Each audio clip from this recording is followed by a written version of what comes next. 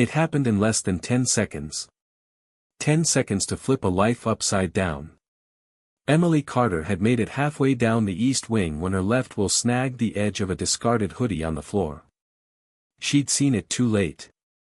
She reached to adjust, but her hands missed the rim, and her chair pitched slightly. That's when she heard the laughter.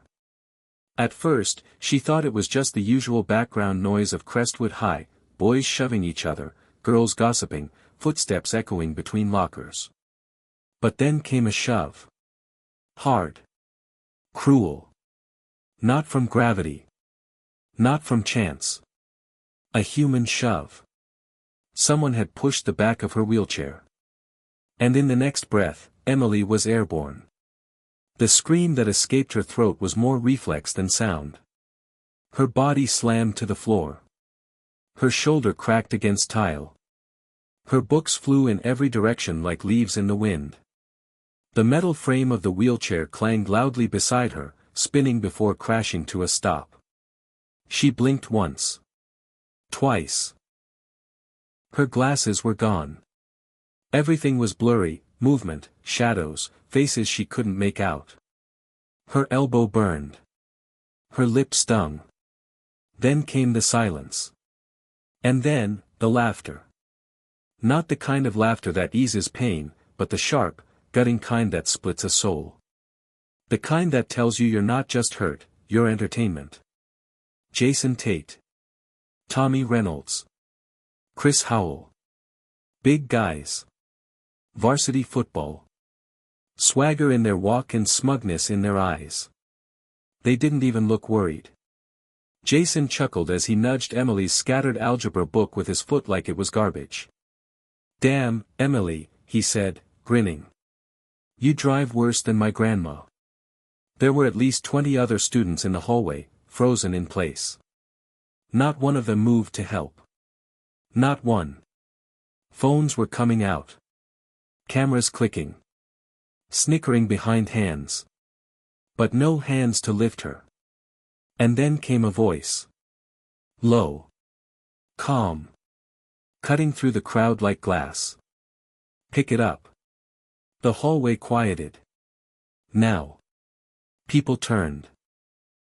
And that's when they saw her. Tasha Morgan stood still as stone at the other end of the corridor, her eyes locked on the boys like a sniper lining up her shot. She didn't raise her voice, didn't step forward, but the weight of her presence hit like a punch to the chest. Everyone knew who Tasha was. She wasn't popular. She wasn't a cheerleader. She wasn't even liked, really. But she was respected, and feared.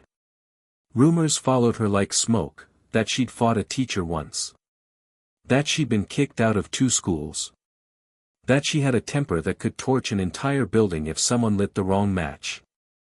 Jason laughed nervously. It was an accident. She tripped. Tasha didn't blink. Pick it up.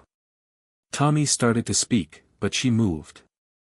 One step forward. Then another. Not running.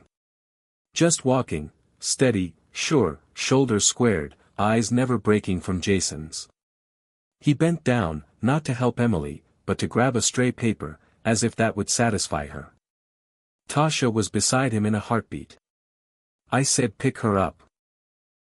Not her damn math homework." He froze. Emily, still on the ground, tried to speak. It's fine. I'm okay." Tasha knelt beside her, gently taking her arm. "No, you're not. And that's okay too." For a moment, they were just 2 girls on the floor, one bleeding, the other bruised in ways no one could see. Tasha picked up Emily's chair, checked the wheels, tested the brakes, and positioned it with care. She didn't say a word to the crowd, but the tension in the hallway thickened. Someone coughed. Someone else shuffled backward. The silence grew louder than the laughter ever had. Once Emily was back in her chair, her cheeks flushed and eyes wide with embarrassment, she looked at Tasha, unsure of what to say. "Thank you," she whispered. Tasha nodded, not looking at her. Her eyes were still on the boys. "If I ever see you touch her again," she said, voice low, controlled, dangerous. "You'll wish I only used words." Jason tried to smirk, but it faltered. Tommy looked away. Chris stepped back.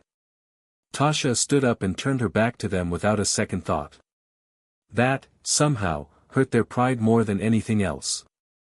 She walked away without another word, her hands in her hoodie pockets, her boots thudding against the tile. Emily watched her go, stunned. Everyone did. No one else helped her that day. No teachers had been nearby.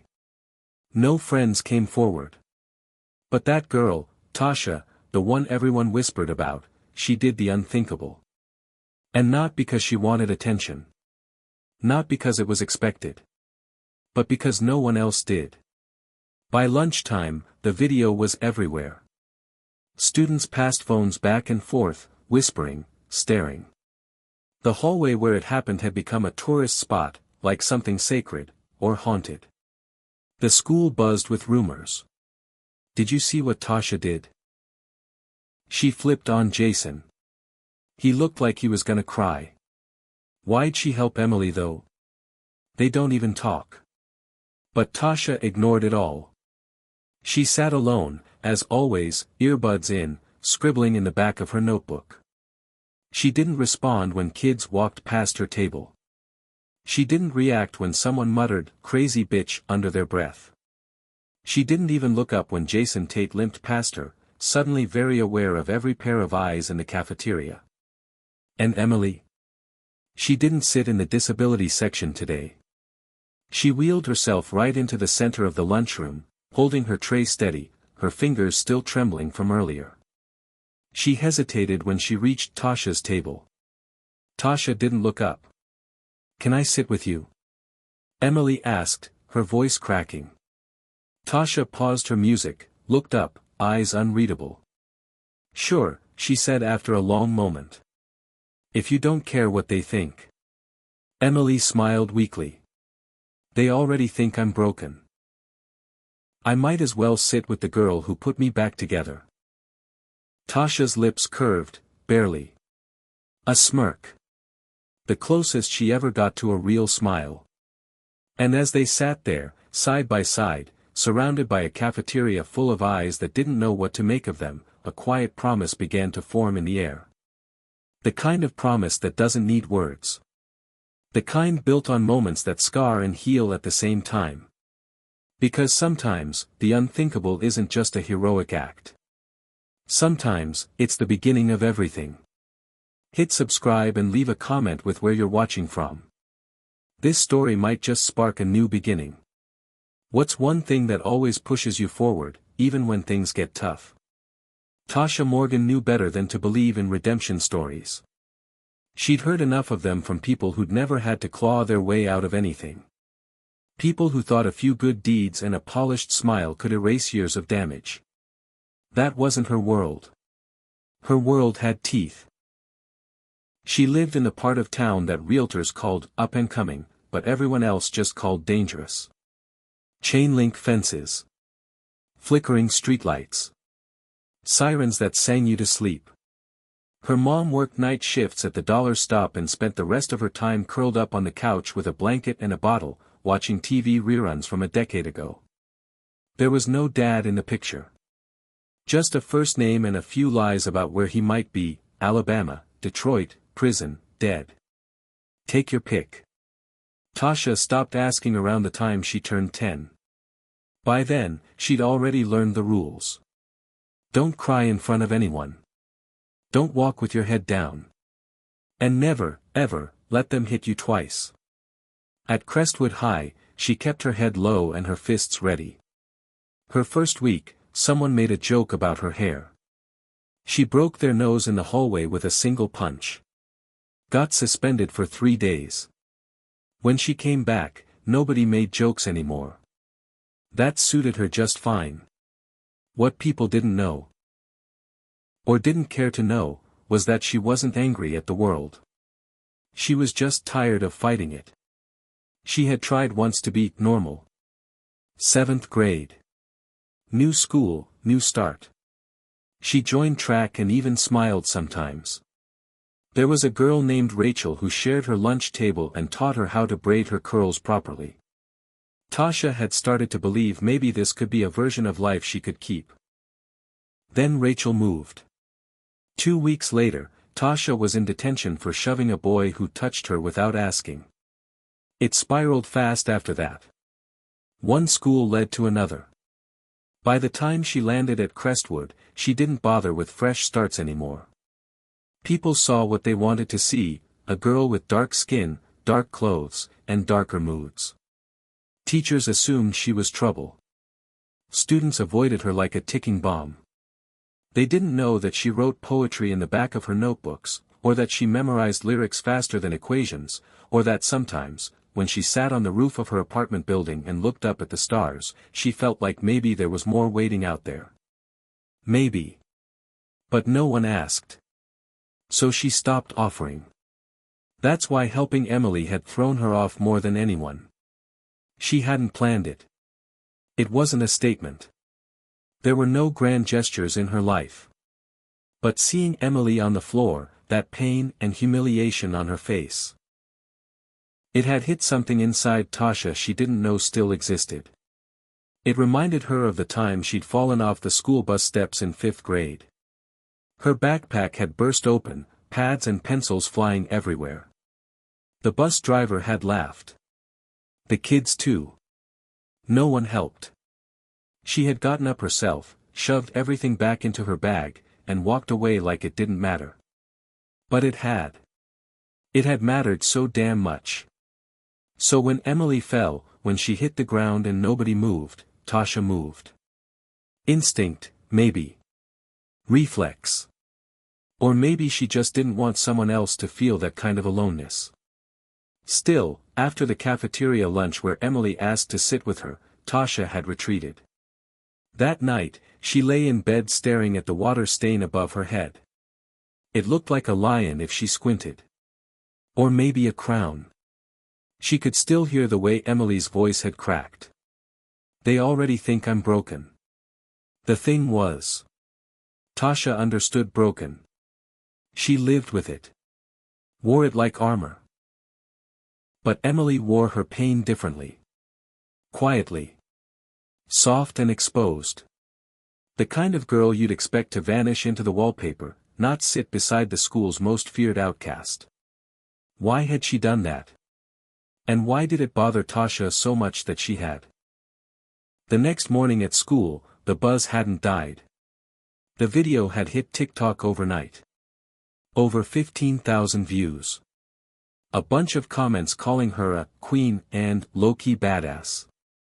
Some even said she should have knocked Jason out while she had the chance. Tasha didn't care about views. She didn't want to be anyone's hero. She just wanted people to leave her alone. In the hallway, heads turned when she passed. Girls whispered.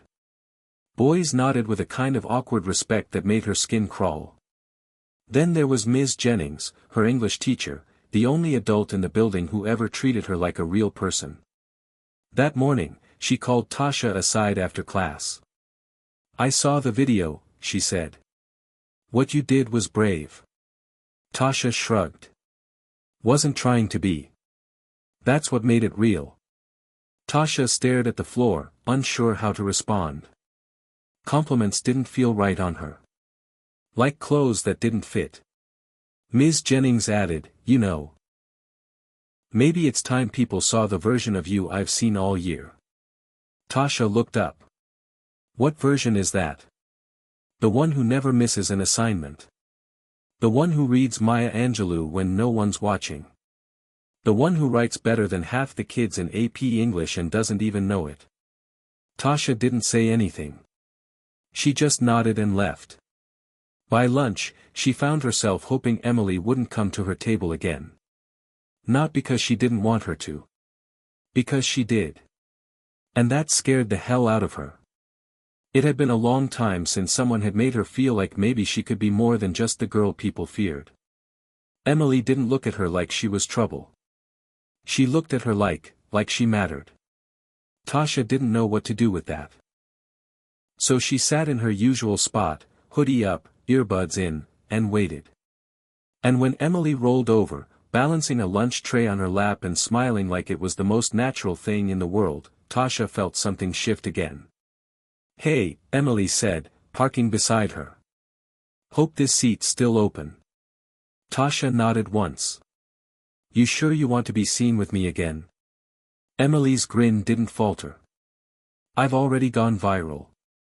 Might as well commit." And Tasha, despite everything, despite her past, her walls, her shadows, smiled back. Just a little. But it was enough. Emily Carter had learned early on that silence was safer than speaking. Words had weight, and when you grew up in a world where everything about you felt like a burden, your legs, your chair, your pauses between thoughts, you learned to keep things in. Keep the smiles soft. Keep your voice even. Keep your opinions folded up like laundry, tucked away where no one could wrinkle them. Her mom used to call her "little bird," not because she was fragile, but because she was quiet and always watching. Even before the accident, Emily had been the type to observe rather than interrupt. But after the crash, after the hospital stays, the surgeries, the months of rehab, she had gone from quiet to nearly invisible. At home, everything changed. Her parents split soon after the wheelchair became a permanent fixture in their living room. Her dad had tried for a while, the way some dads do, showing up with ice cream and forced smiles, pretending like a trip to the zoo would make up for the new ramps and the new silence in the house. But eventually, his visits stopped. Then the texts. Then nothing. Now it was just her and her mom in a two-bedroom apartment that always smelled like reheated takeout and cheap detergent. Her mom worked 2 jobs and carried the kind of exhaustion that made her forget birthdays but remember every medical bill. She loved Emily, but in the way people love someone they can't save, desperately, tiredly, with guilt baked into every gesture. Emily never asked for much. She got herself dressed every morning, wheeled herself to school, smiled at the right people and nodded through conversations she wasn't part of. She had learned to make herself small in a world that couldn't quite fit her anymore. Crestwood High wasn't built for girls like her. The hallways were narrow. The elevators were unreliable. Most of her teachers assumed she needed help with everything or nothing at all, no in between. The students? Most of them ignored her. A few were nice in the way people are nice to a lost puppy. But no one saw her. Not really. And then there were the others. The ones like Jason and his crew. The ones who pretended to joke but had cruelty folded into every word. "Speed racer," they'd say when she passed by. Or, "Don't run us over, Carter." Some days they'd leave gum on her wheels. Once, someone dumped water on her seat before class. She never found out who. She never told. Because telling made her weak. And she was already weak in the eyes of most, legs that didn't work, arms that tired fast, a voice barely louder than a whisper. So she kept it all in. Kept moving. Kept smiling. Until yesterday. Until the fall. Until Tasha Morgan. Emily hadn't even known her name until that moment. Not really. She'd heard whispers, of course. Everyone at Crestwood had. Tasha was the girl you didn't mess with. The one who came to school like it was a war zone and she was armed to the teeth with don't give a damn attitude. She was a shadow in the back of the classroom, a name on the attendance sheet no teacher wanted to call too loud. But when Emily hit the floor and tasted blood in her mouth, it wasn't a teacher or counselor or even a friend who came. It was Tasha. And that moment, that fierce, calm presence, had done something Emily didn't expect. It made her feel safe. No one had made her feel that way in a long time. That night, Emily lay in bed staring at the cracks in the ceiling, the silence pressing in around her like it always did. She hadn't told her mom what happened. Didn't want the questions or the panic or the overcompensation. She just said she slipped and the chair tipped. Simple. Clean. Forgettable. But she couldn't forget the look in Tasha's eyes. The way she stood between Emily and the world like a shield. And that lunch, when Emily had sat next to her, trembling the entire time, had felt like stepping off a cliff. But Tasha hadn't pushed her away. She didn't speak much, but her silence didn't feel cold. It felt shared. Emily wasn't used to being seen. And now, she couldn't stop wondering what it meant that someone like Tasha had seen her. The next morning at school, Emily rolled through the halls and noticed something she hadn't expected: people looking. Not just staring like before, not the awkward glances or the pitiful side eyes. No, this time they looked at her like she was something new. Something dangerous. Something connected to Tasha Morgan. And weirdly, that made her sit a little straighter. In English, a note landed on her desk. No name. Just a scribbled sentence on lined paper. You're not alone anymore. She read it 3 times before folding it carefully and placing it in the pocket of her backpack. Later that day, in the art wing, where the lighting was softer and people didn't yell so much, she found Tasha sitting alone, headphones on, pencil moving across a sketchpad. Emily rolled over and cleared her throat softly. Tasha didn't look up. I just wanted to say, thank you. Again. Tasha shrugged. You already did.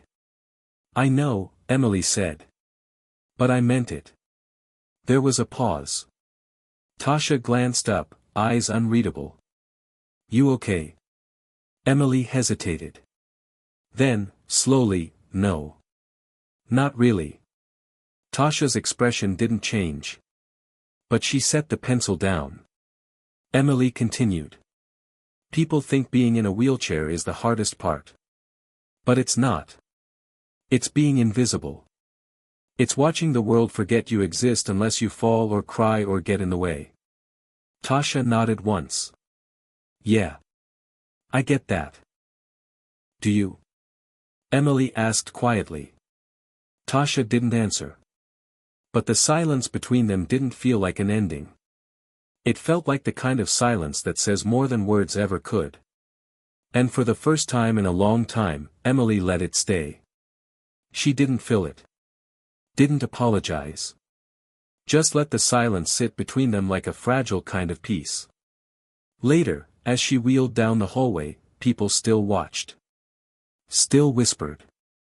But this time, she didn't feel small. Because maybe, just maybe, being seen didn't have to be scary. Maybe, in the right light, it could be power.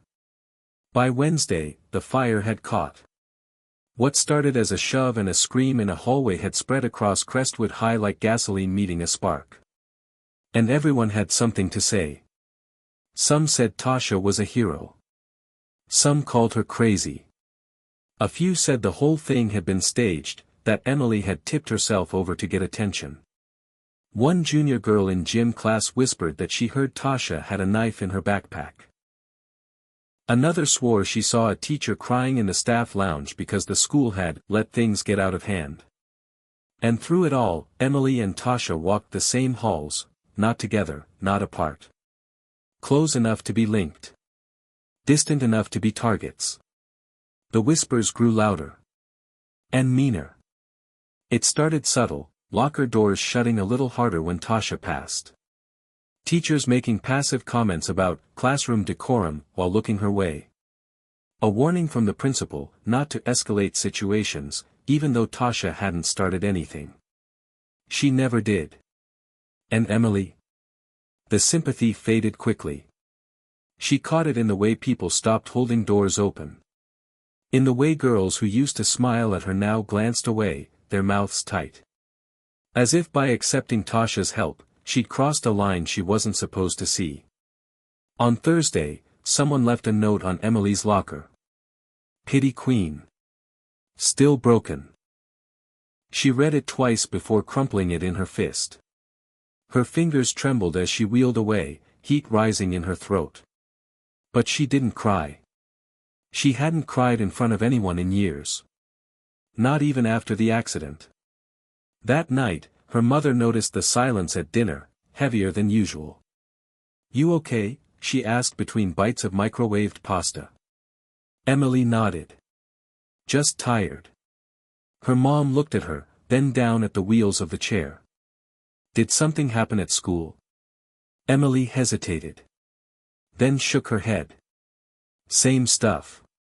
Different day." But inside, something was shifting. Something restless. Something angry.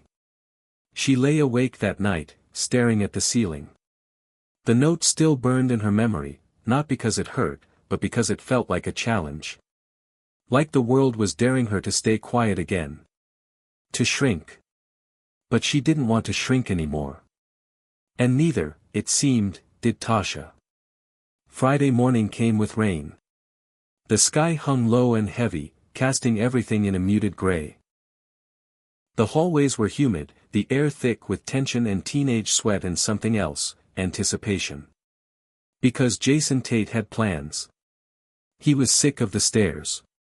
Sick of the way people looked at him now, like a joke. Like he'd lost a fight he didn't even know he was in. And most of all, he was sick of that girl. The one in the chair who wouldn't shut up. And the one in the hoodie who'd turned him into a meme. So he came armed, not with fists, but with something sharper, his mouth. He waited until lunch. The cafeteria buzzed as usual, trays slamming, voices rising. Tasha sat alone near the back, earbuds in, sketchbook open. Emily was a few tables away, eating slowly, watching the rain streak down the tall cafeteria windows. Jason stood on a chair. The room quieted almost instantly.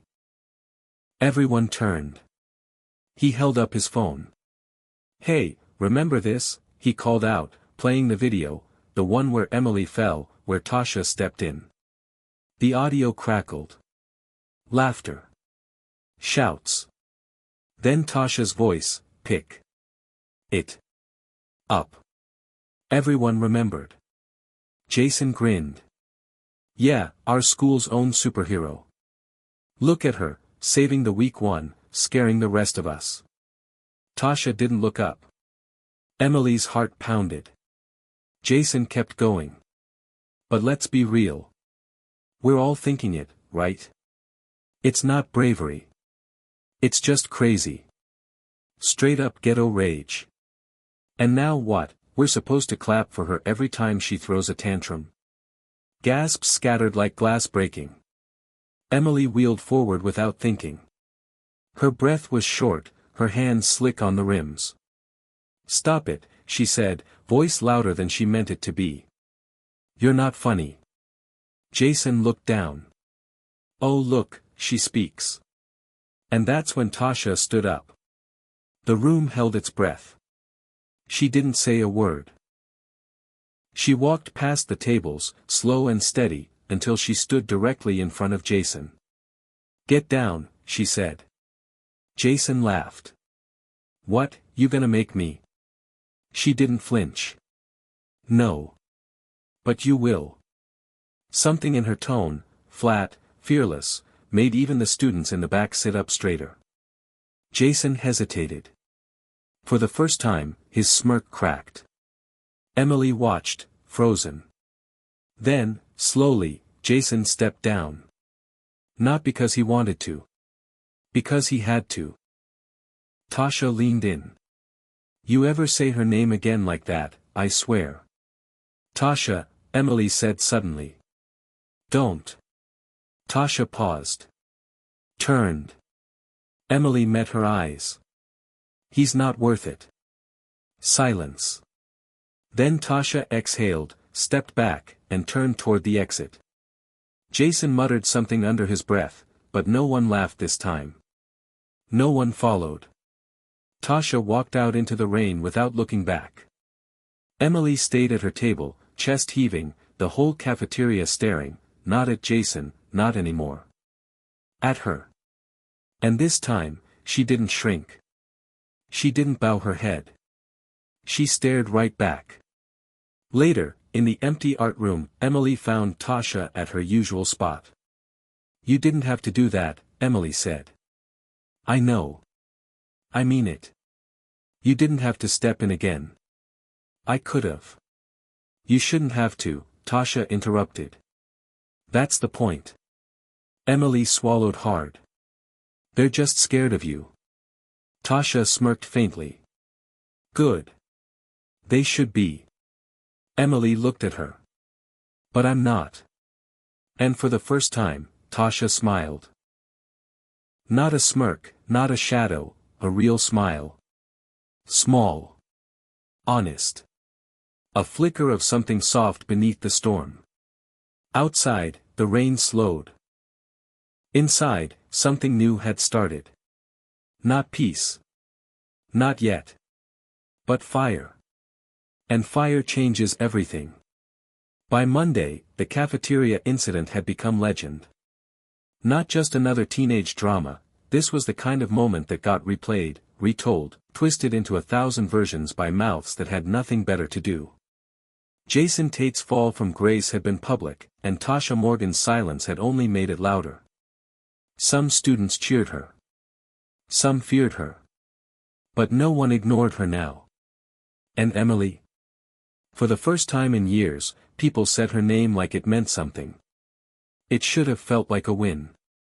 But all Emily felt was tension, like something inside her was wound too tight, about to snap. She hadn't spoken to Tasha since Friday. Not really. Just a glance across the hallway, a nod at the edge of the art room. They hadn't sat together at lunch. Emily told herself it was just the crowd, just the noise, just the exhaustion. But it was more than that. She didn't know how to talk to Tasha now. Not after what she'd said, he's not worth it. She didn't regret it. But she wasn't sure Tasha had forgiven her. Because something had changed that day. The air between them, once still and curious, now felt heavy. Fragile. Emily could still see the look on Tasha's face, not angry, not hurt exactly. Just, distant. Like she'd put the walls back up, brick by brick. And Emily knew a thing or two about walls. Tasha didn't like the way things felt, either. She'd never been good with gray areas. Either you were in or you were out. Either you stood with her or against her. That was the world she'd learned to survive in. And when Emily told her to back down, even with good reason, it had felt like a rejection. Like Emily didn't trust her. Like she didn't need her. And that was dangerous territory. Because Tasha had spent her whole life not being needed. Not being chosen. She didn't know how to exist in the in-between. She told herself it didn't matter. That she didn't care if Emily wanted space. That maybe it was better this way, less messy, less confusing. But when she walked past the library window and saw Emily laughing with a boy from their history class, something sharp twisted in her chest. She told herself it was fine. She didn't need anyone. She never had. In the days that followed, they orbited each other like planets, circling the same sun, never quite colliding. Tasha buried herself in art. She stayed late in the studio, charcoal smudging her fingers, her sketchbook filled with fire and broken glass and girls with wings. Emily tried to focus on school, on keeping her head down, on being okay. But she wasn't okay. She missed the way things had felt for those few days. Like maybe, just maybe, she wasn't alone. Like someone understood. Like she didn't have to carry everything by herself. She missed Tasha. And one afternoon, after another day of silence between them, she found herself rolling toward the art room without knowing why. The door creaked as she pushed it open. Tasha was there, back turned, hunched over her notebook. Emily cleared her throat. Hey. Tasha didn't turn. Hey. Emily hesitated. Then, you've been avoiding me.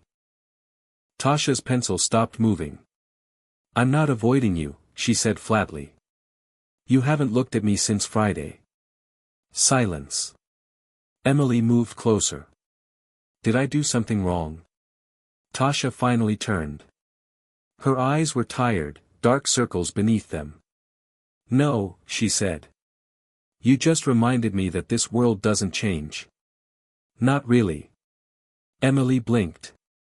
What are you talking about? You told me to back off. Like I was the problem. I didn't say that. You didn't have to. The words hit hard. Not because they were loud, but because they were quiet. Honest. Emily swallowed. I didn't mean it like that. I know. Then why are you mad? Tasha looked down at her sketchpad.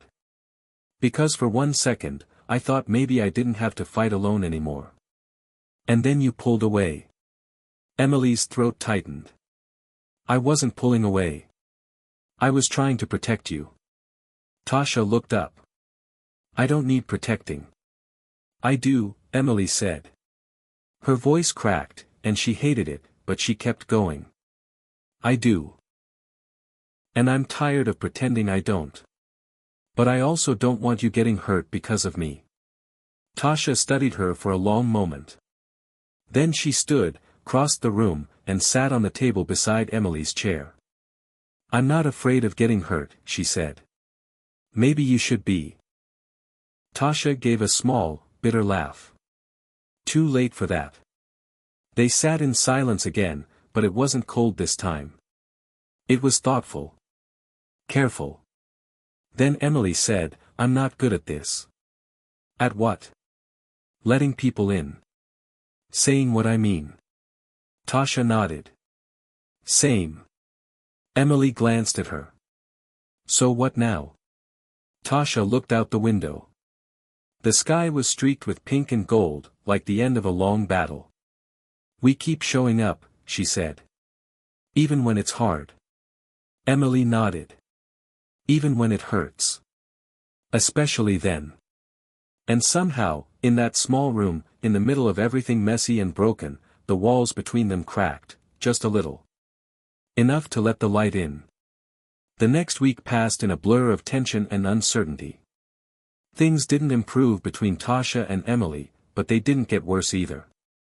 They had an unspoken agreement, stay close enough to show they weren't giving up, but far enough to protect whatever fragile space they'd created. Every time Emily passed Tasha in the hallway, she felt that pull, that urge to stop, to talk, to fix everything. But there were too many eyes, too many whispers. And maybe Emily wasn't ready to be seen like that, not yet. Maybe Tasha wasn't either. But they weren't alone in their struggle. The entire school felt like a powder keg, waiting to explode. It started small. One morning, as Emily wheeled herself through the main doors of Crestwood High, she noticed the new graffiti. The walls were covered in sharp, ugly words, freak. Outsider. They were everywhere, but the worst of it was sprayed in red on the gym doors, stay in your lane. Emily froze for a moment, her eyes scanning the hall. It wasn't just the usual bullying. This was something different, something darker. A message, not just for her, but for anyone who wasn't normal. For anyone who didn't fit the mold. She looked around, but no one else seemed to notice. Or maybe they did, but they weren't brave enough to speak up.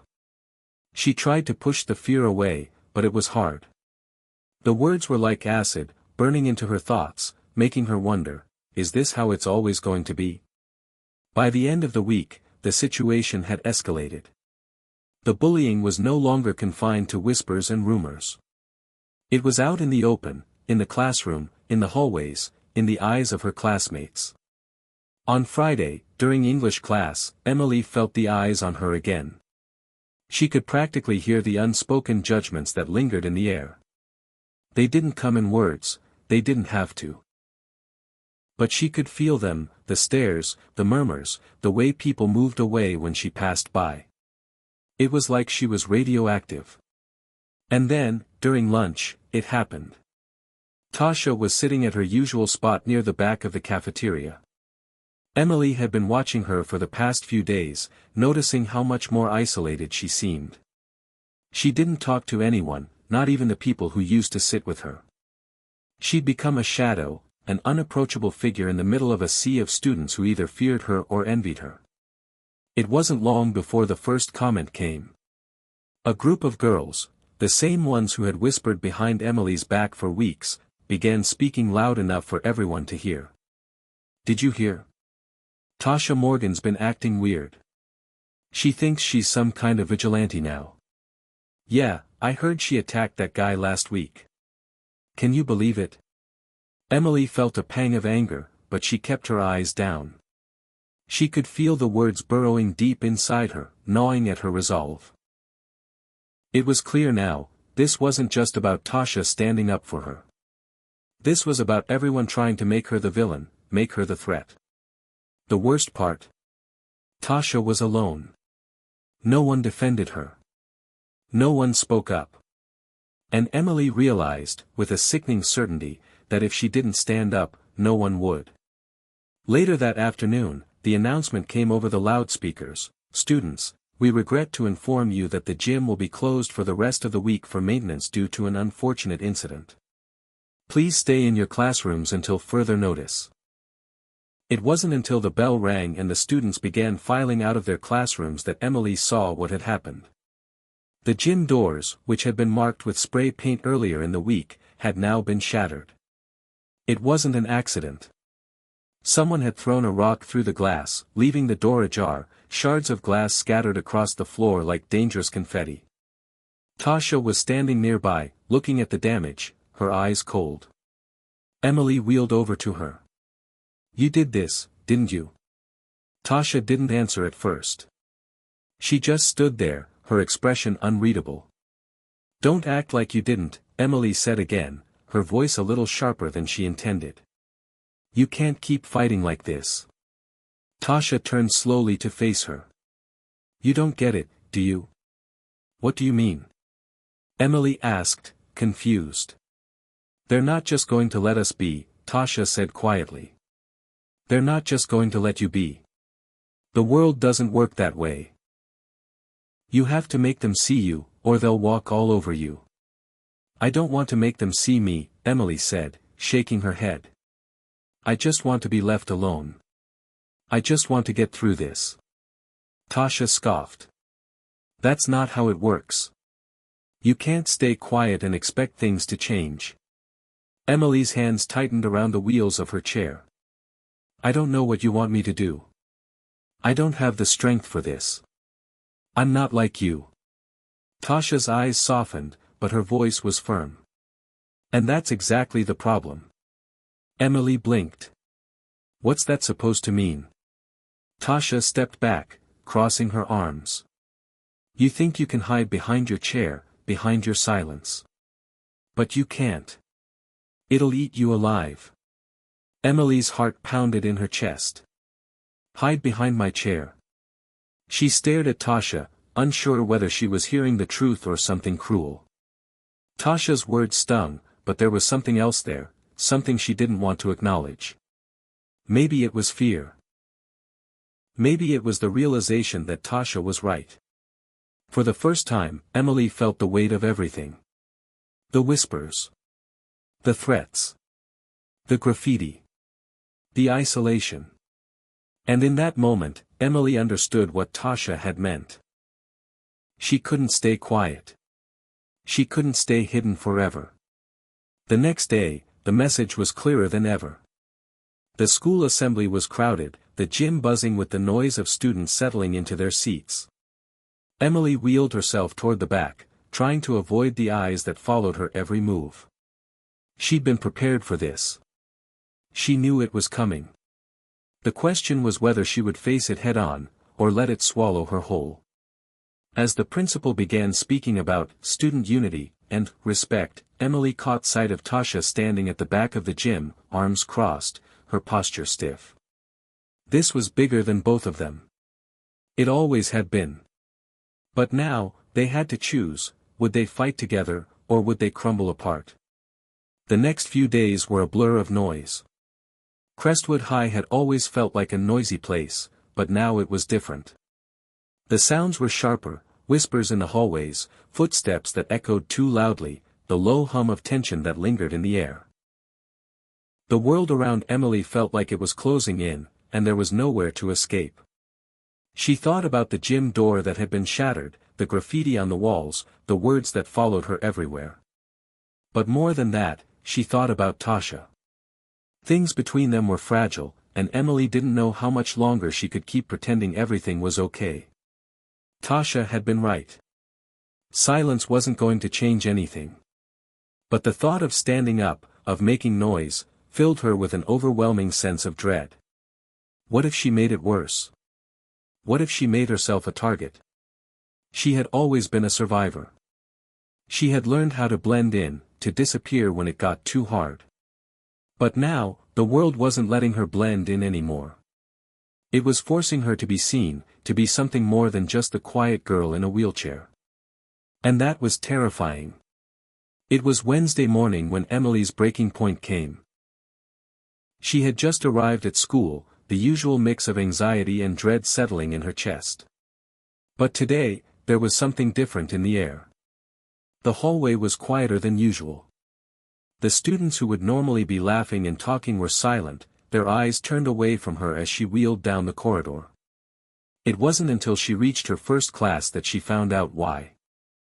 The walls were covered in posters that read, "Save our school, the real victims, no more broken windows." The posters were everywhere, plastered on every bulletin board, every wall, even the desks. And the more Emily looked at them, the more she realized what they were about. They were all about her. And Tasha. There were no names, of course. The posters were subtle, just enough to make it clear who they were talking about. The broken windows were a reference to the gym door. The real victims were clearly her and Tasha, painted as troublemakers, the source of the school's problems. Her stomach turned as she wheeled past them, trying to ignore the murmurs from the other students. They were staring at her, some with pity, some with suspicion. Emily couldn't tell which was worse. In class, things didn't get any better. Her teacher, Mrs. Reynolds, looked at her with a strange, almost apologetic expression, but she didn't say anything.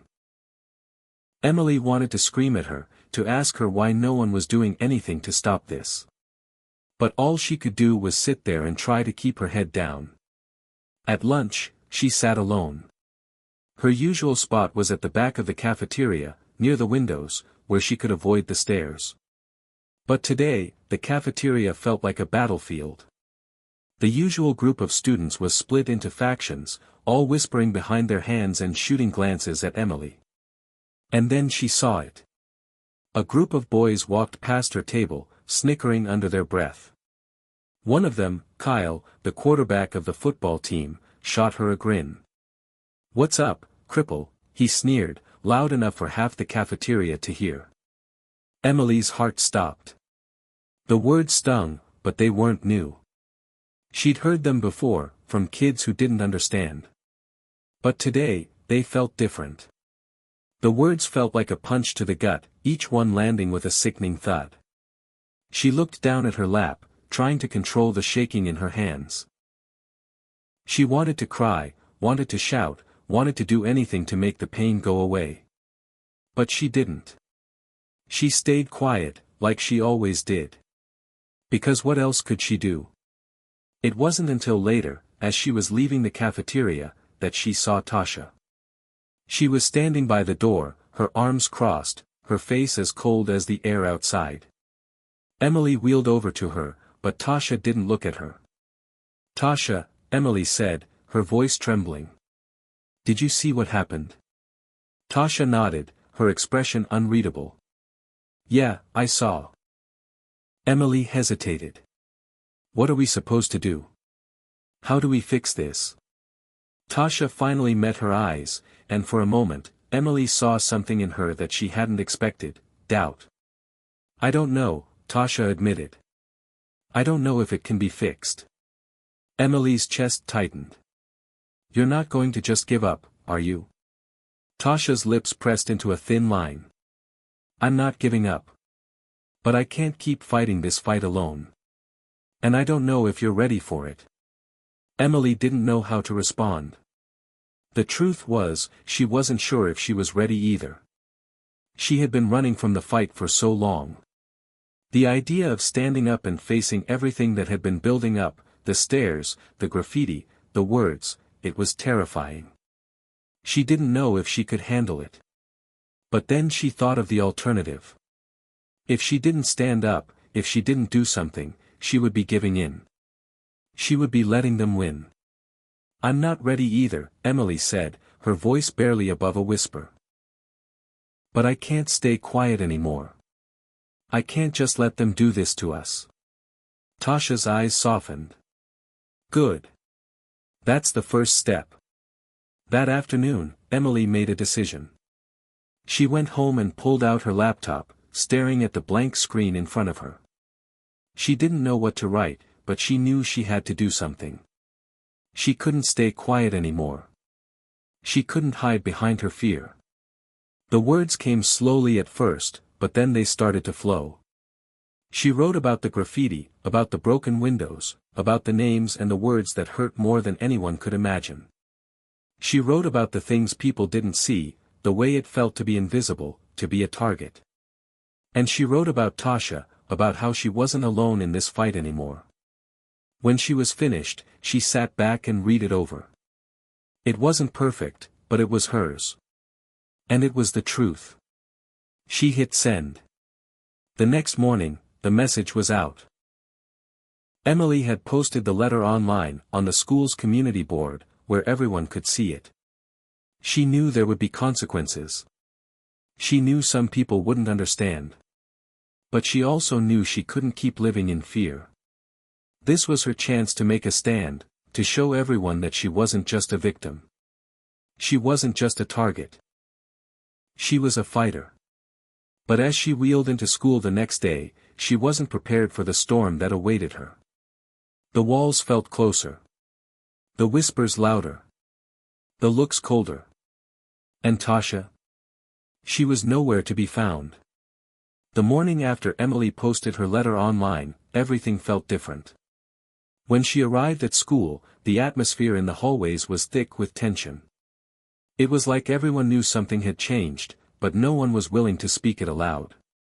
The whispers that followed her through the hallways were more frequent now. The weight of their stares felt heavier, sharper. The graffiti on the gym doors, the snickers, the taunts, everything that had been festering in the shadows now seemed to have a new energy, a new force. It wasn't just that Emily had stood up for herself. It was the fact that she had written something so raw, so real. She had exposed the truth, and now, she had to live with it. As Emily wheeled herself to her first class, she saw the posters again. The ones that had been plastered all over the school in the days before. But this time, they were different. Someone had written over them, added words beneath the slogans, "Stop the hate. We stand with you." Some of the messages were supportive, but others were mocking, cruel, a harsh reminder of the divide that still existed. She reached her classroom, where Mrs. Reynolds stood by the door, her face unreadable. Emily didn't know what to expect. Would Mrs. Reynolds give her a lecture about making things worse? Would she be reprimanded for speaking out? But Mrs. Reynolds didn't say anything. She simply gave Emily a tight smile and gestured for her to take a seat. It was like the teacher didn't know how to handle this, either. Emily wheeled past her and found her usual spot in the back of the room. As she settled in, she noticed the students in the room glancing at her, some with pity, others with curiosity. A few were outright hostile, their eyes cold and judgmental. But there was one thing Emily hadn't expected: there were a few who didn't look away.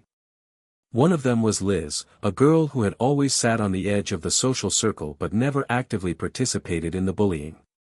Liz had been quiet, neutral, almost, but today, her eyes met Emily's with a strange look of understanding. Emily gave her a tentative smile, but Liz didn't return it. Instead, she turned away quickly, like she had just realized what she was doing. The rest of the class passed in a blur. Emily tried to focus, but the words from the letter seemed to echo in her mind. "I'm tired of hiding. I'm tired of being treated like I'm invisible. This isn't just about me. It's about all of us." She had written that, she had put it out there for everyone to see. And now, she had to live with the consequences. During lunch, Emily found herself at her usual table. This time, she wasn't alone.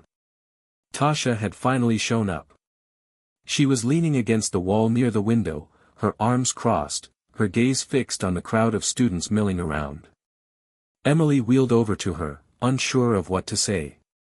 It had been a few days since they had talked, and the silence between them felt heavy. "Hey," Emily said quietly. Tasha looked over at her, a small smirk tugging at the corner of her lips. "Hey yourself. You actually went through with it." Emily shrugged. "I had to. I couldn't keep hiding." Tasha studied her for a moment, then nodded. "I respect that." But as the two of them stood there, watching the other students, Emily felt a knot tighten in her stomach. The cafeteria wasn't just noisy today, it was hostile. Some of the students shot looks at her and Tasha as if they were traitors, as if they had done something unforgivable. "You're brave," Tasha said, breaking the silence. "But this isn't going to be easy." Emily sighed. "I know. But what's the alternative? Let them keep doing this?" Tasha shook her head. "No. But this is bigger than us. People don't like being called out. They don't like being shown what they're doing." Emily looked around the room, noticing the faces that avoided her gaze, the faces that stared at her like she was something they didn't understand. The faces of people who weren't going to let this go quietly. But in the midst of all that, there were a few who looked at her with something different. There were the ones who looked ashamed, the ones who knew they had been part of the problem. And then there was Liz. Liz, who had just walked past Emily's table and actually nodded at her. Liz, who had made the first small gesture of support. Maybe it wasn't much. But it was a start. The next day, the fallout began. Emily woke up to a dozen notifications on her phone. Most of them were from classmates, some supportive, others cruel. There were messages from people she didn't even know, messages that made her stomach churn. Some of the students had decided to take matters into their own hands. A group of them had posted a countermessage online, mocking Emily's letter. They had called her a drama queen, said she was making a big deal out of nothing. Some even suggested that she was faking the whole thing, playing the victim to get attention. But then there were the others. There were the messages from students who didn't know what to say, but who were trying. They were apologizing for their silence. They were telling her that they were sorry for not stepping up sooner. And then there were the ones like Liz, who had sent a simple text, "I get it now. I'm sorry. Let me know if you need anything." It wasn't much, but it was something. And that was enough. But the real shock came the following day when the principal made the announcement. "Attention, students," Mr. Grayson's voice echoed over the PA system. "We will be holding a special assembly tomorrow regarding recent events. I want to remind everyone that our school stands for respect, inclusivity, and kindness. We will not tolerate bullying of any kind. I expect all of you to be present and to participate in the discussions that will follow." It was a start, Emily thought. But it wasn't enough. It wasn't going to change the deep-seated issues. It wasn't going to erase the years of cruelty and silence. But it was something. And sometimes, that's all you can ask for, a start. As the bell rang to end the day, Emily sat still for a moment, absorbing everything that had happened in just 24 hours. She had done it. She had stepped up, spoken out, and now there was no going back. But the weight of the decision was starting to settle in, and it was heavier than she had anticipated. Tasha was waiting for her by the door, as usual. "I'm not gonna lie," Tasha said, her voice low, "it's gonna get worse before it gets better. You ready for that?" Emily nodded slowly. "I guess I don't have much of a choice." Tasha grinned. "No, you don't. But that's the beauty of it." The next few days felt like a roller coaster. There were moments when Emily felt like she was making a difference, moments when she felt like she was finally being heard. And then there were moments when the weight of it all felt suffocating, the stares, the whispers, the constant battle to keep her head above water. But she was still standing. And so was Tasha. And maybe that was all that mattered. The next few days felt like the aftermath of a storm. The initial rush of support that Emily had felt faded quickly, leaving behind the debris of whispered insults, sideways glances, and outright bullying. The excitement had died down, replaced by a quiet tension that hung in the halls, in the classrooms, in the cafeteria. Every step Emily took now felt heavier. The words from the other students, the cruel jabs, the little things they said under their breath, they all seemed to get louder, more insistent. Despite her desire to move on, the world around her wasn't letting her. She couldn't shake the feeling that she had stirred something deep within the school, something that no one really wanted to deal with. Emily woke up every morning with a pit in her stomach, bracing herself for the day ahead. The school had promised to hold an assembly to address the issue of bullying, but Emily wasn't sure how much that would help. It felt like the damage had already been done. She had opened a door that couldn't be closed again. People knew. They knew how she felt. They knew what had been happening. And now, it was impossible to ignore. The assembly came a few days after the announcement, but it was nothing like what Emily had hoped for. When she wheeled into the gymnasium with the rest of the students, she immediately noticed that the atmosphere was different. There was a strange, uncomfortable buzz in the air. Everyone was murmuring, exchanging glances, but no one was really talking. It was as though no one knew what to say. The usual teenage energy. The jokes, the teasing, the camaraderie, was absent. Everyone was holding their breath, waiting for something to happen. Mr. Grayson, the principal, stood at the front of the room, his posture stiff and formal. He cleared his throat and began to speak, his voice echoing off the gym walls. "We're here today to talk about the importance of respect and kindness in our school community," he started, his words carefully measured. "This is a place where every student should feel safe and valued. Bullying, in any form, will not be tolerated." Emily's heart sank. It was exactly what she had feared. The speech was generic, impersonal.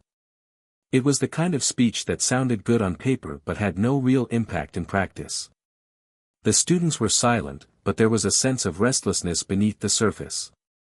Emily could see the faces around her. Some were looking at their phones, others were yawning, trying to make it through the assembly as quickly as possible. The message wasn't landing. Emily's gaze drifted to Tasha, who was sitting a few rows ahead of her. Tasha didn't seem to care about the speech either. She was leaning back in her seat, her arms crossed, her expression a mix of indifference and skepticism. It was clear that the assembly, like most things at this school, was just a formality.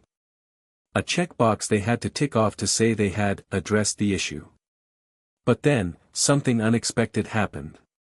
A voice interrupted the monotony. A voice Emily didn't expect to hear. "I don't think this is enough." It was Liz. Liz, the girl who had been quietly watching from the sidelines, the one who had only nodded at Emily the other day. Liz stood up from her seat, and the entire gymnasium seemed to hold its breath. Emily's heart skipped a beat as she watched Liz walk to the front of the room, her movements deliberate, steady. "I don't think we can just sit here and listen to this speech and call it a day," Liz said, her voice cutting through the room. "We can't just pretend like bullying is some abstract issue that doesn't affect real people. It's real. It's happening here, to people in this room. And if we don't do something about it, we're just part of the problem." Emily could feel her pulse quicken. She wasn't sure what Liz was doing, but she could sense the shift in the room. There was something brave about what Liz was doing, something she hadn't expected from someone who had been so quiet, so uninvolved. Liz continued, her words becoming more passionate. "We need to be talking about the real issues, not just the surface-level stuff. People here are hurting, and it's not just about words, it's about actions, it's about the way we treat each other, every single day. We can't just talk about respect. We need to show it. Emily was speechless. She had never seen Liz like this before. This wasn't the shy girl who had quietly observed from the background. This was someone who was demanding change. Someone who was stepping up when no one else was. The silence that followed Liz's speech was deafening. But as the seconds ticked by, something remarkable happened. People began to speak up. Some students clapped quietly, others nodded in agreement. There was an energy in the room that hadn't been there before. For the first time, the words being spoken weren't just empty promises, they were real. They were coming from someone who wasn't afraid to be vulnerable, someone who wasn't afraid to stand up for what was right. Liz wasn't the only one. Several other students, some of whom had never said a word about the bullying that had been happening, stood up next. They shared their own experiences, their own struggles with the toxic environment at the school. One by one, voices rose in the room, and the message became clear: they were done being silent. Emily watched in awe as this wave of support washed over the room. For the first time, she felt like something was changing. But she also knew that this was just the beginning. The real work would come after the assembly. As the bell rang, signaling the end of the session, Emily wheeled herself out of the gym with Tasha beside her. The conversation from the assembly continued in hushed tones as students began to file out of the room. But as Emily passed through the doors, she felt a small flicker of hope, a hope that maybe, just maybe, things could be different. Outside the gym, Liz was waiting. She gave Emily a small, almost shy smile. "Thanks for sharing your story," Liz said quietly. "You were brave." Emily nodded, feeling the weight of the past few days on her shoulders. "I couldn't have done it without you." Liz's smile widened. "We're in this together, right?" Emily nodded again, feeling something shift in her heart. For the first time in a long time, she wasn't alone. Later that evening, Emily sat in her room, reflecting on the day.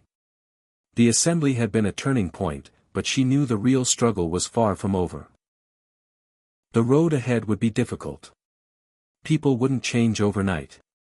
The bullying, the taunts, the whispers, they wouldn't disappear just because a few students had spoken out. But Emily had seen something today.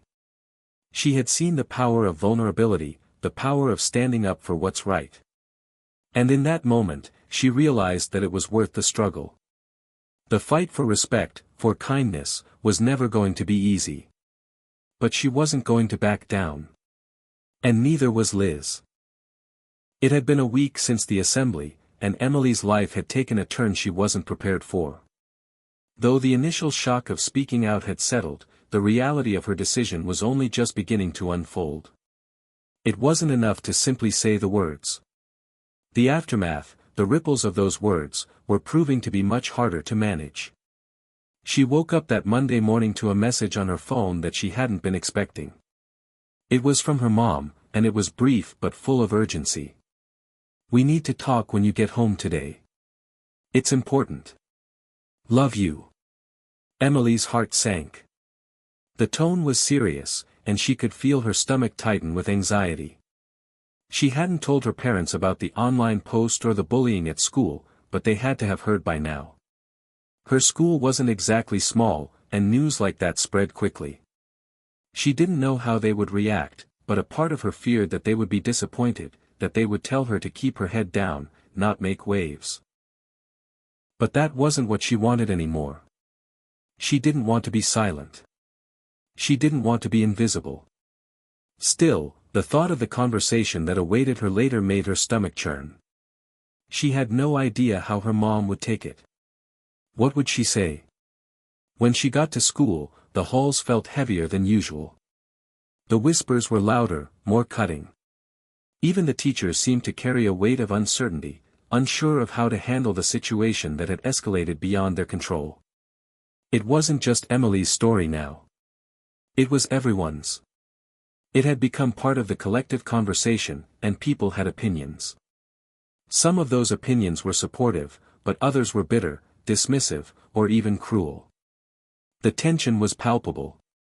Every step she took, every glance from another student, felt like it was amplifying her sense of isolation. The day dragged on, each class feeling like a countdown to when she would have to face her mom's questions. She kept telling herself that it would be fine, that she was doing the right thing, but that nagging fear wouldn't leave her. What if her mom didn't understand? What if she was angry or upset? Lunchtime came, and Emily wheeled herself toward her usual spot in the cafeteria. As she passed through the crowded tables, she saw a few familiar faces. Some gave her nods of acknowledgement, others avoided eye contact altogether. But then she saw Liz, sitting at the edge of one of the tables with a few other students. To Emily's surprise, Liz waved her over. "Hey," Liz said with a grin as Emily approached. "You want to sit with us?" Emily hesitated for a moment. She had been eating alone for so long that the idea of sitting with others was both foreign and intimidating. But Liz's face was warm, and there was something in her expression that made Emily feel like maybe it was okay to take a chance. She wheeled herself over and sat down at the edge of the table. Liz introduced her to the other students, a mix of quiet ones and outspoken ones, but all of them were kind. There was no awkwardness, no judgment. It was just a group of people who genuinely seemed to care.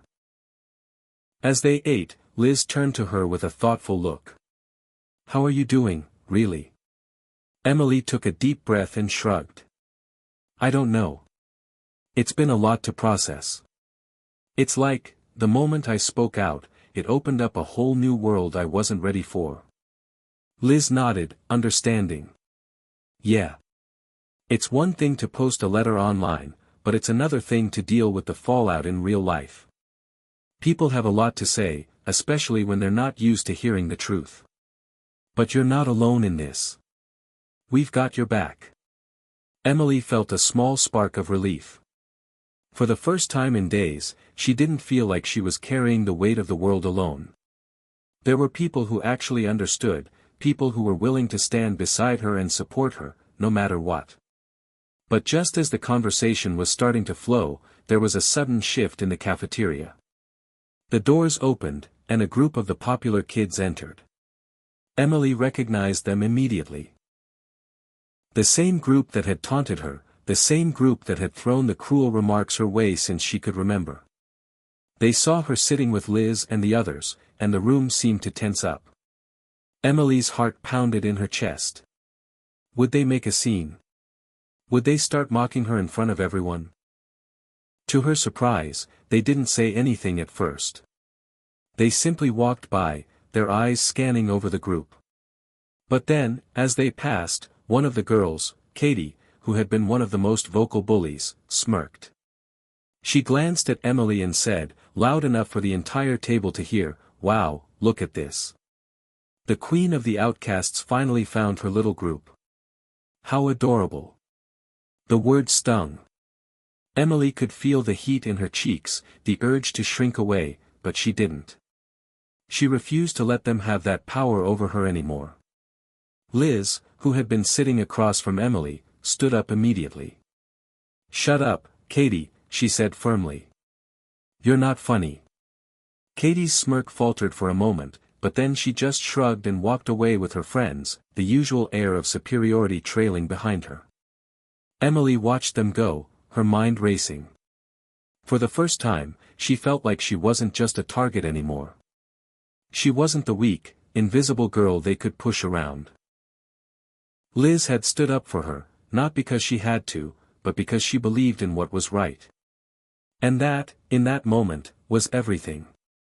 The rest of the lunch period passed without incident. The group talked about different things, about school, about plans for the weekend, and for the first time in what felt like forever, Emily laughed. She felt like for the first time in ages, like she could actually be herself without fear of judgment or ridicule. Later that evening, Emily sat in her room, waiting for her mom to come home. Her nerves were starting to get the better of her again, but this time it wasn't just about school. It was about the conversation that awaited her. What would her mom say? When her mom walked through the door, her face was serious, but there was also a hint of concern in her eyes. "Emily," she said softly, setting her bag down. "We need to talk." Emily nodded and followed her mom to the kitchen, where they both sat at the table.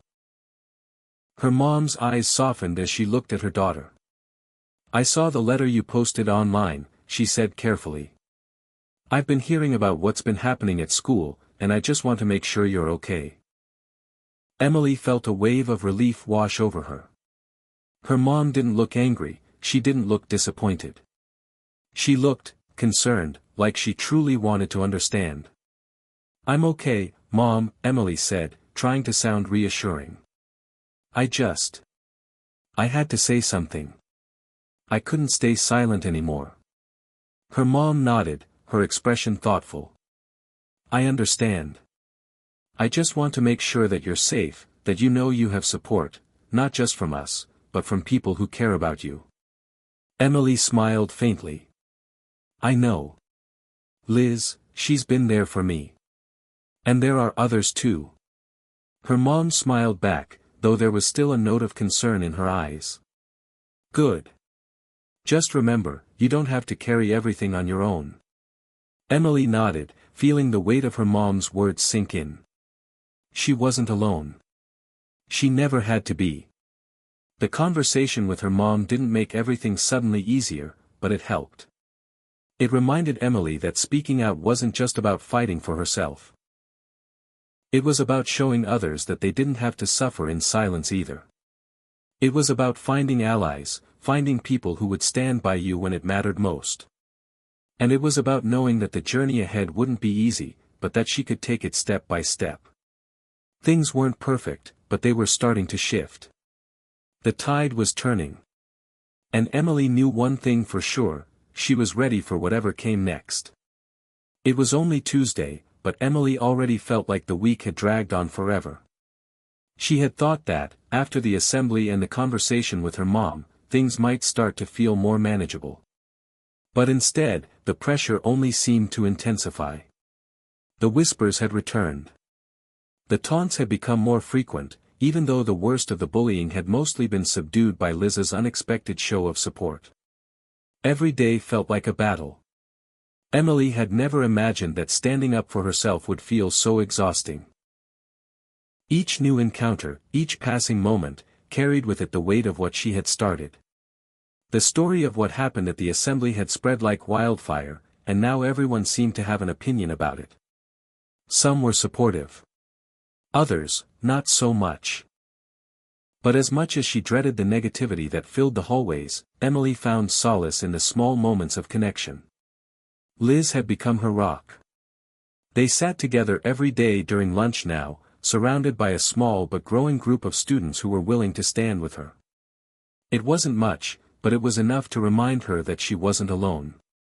However, there was one person Emily hadn't expected to find herself talking to, someone who, just a week ago, had been a source of her anxiety.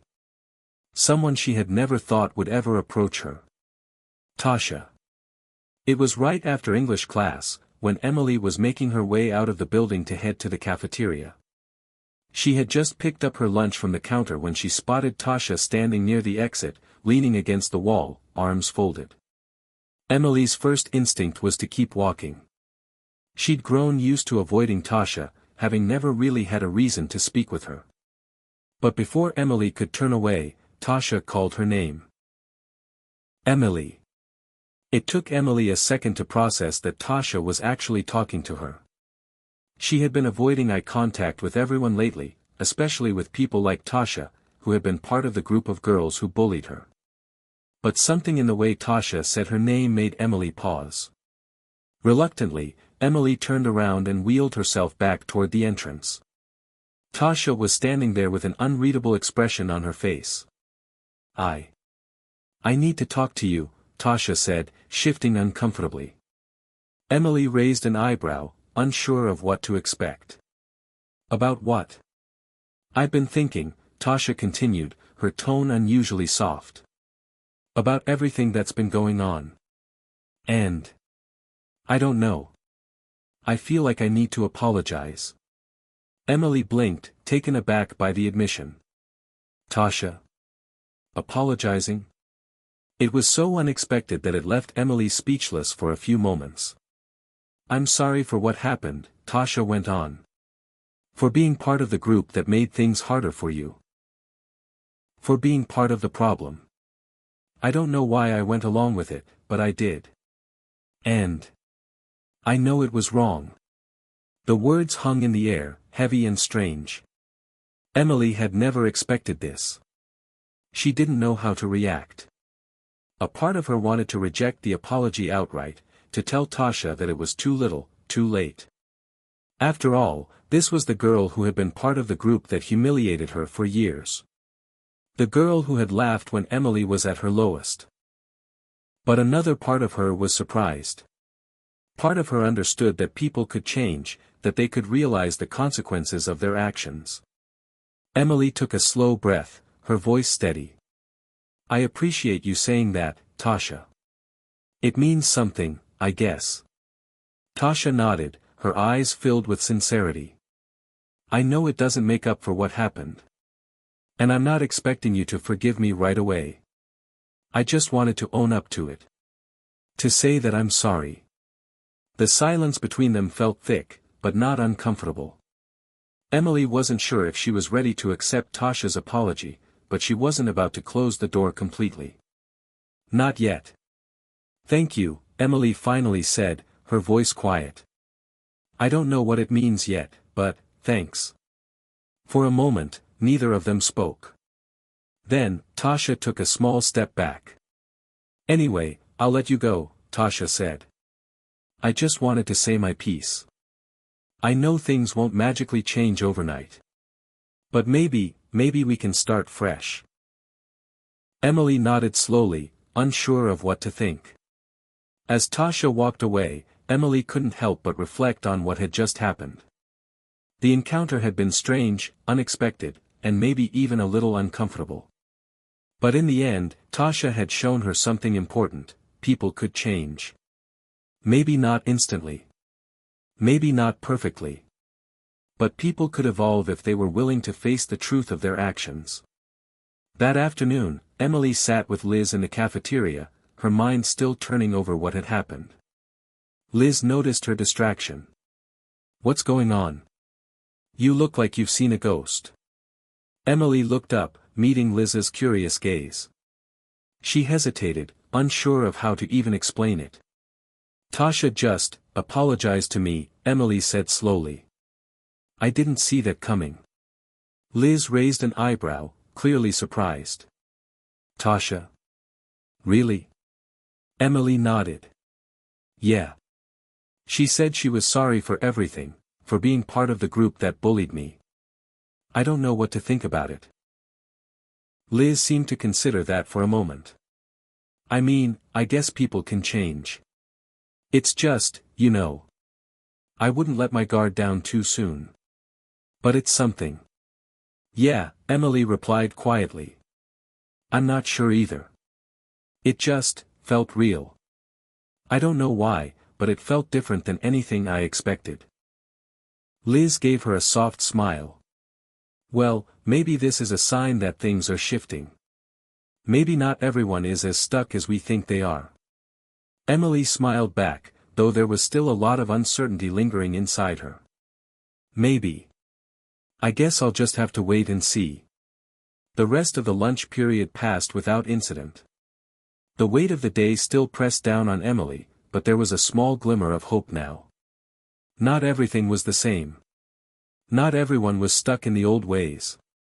Some people, like Liz, were standing up. Some, like Tasha, were beginning to confront their own mistakes. Maybe there was still a chance for change. For everyone. Later that evening, Emily reflected on her conversation with Tasha. The apology had left her feeling unsettled, but not in a bad way. It was as though a small piece of a larger puzzle had clicked into place. She wasn't ready to forgive Tasha just yet, but the fact that she was even willing to apologize was a sign of something she hadn't expected. Growth. In the past, Emily had always been taught to view her adversaries as one-dimensional, as purely bad people. But Tasha's apology made her realize that people weren't so simple. Everyone had their own struggles, their own issues, and their own regrets. Even those who hurt her. Maybe that was the most surprising part of it all. Emily was starting to believe that people could change. And that gave her hope for the future. Hit subscribe and leave a comment with where you're watching from. This story might just spark a new beginning.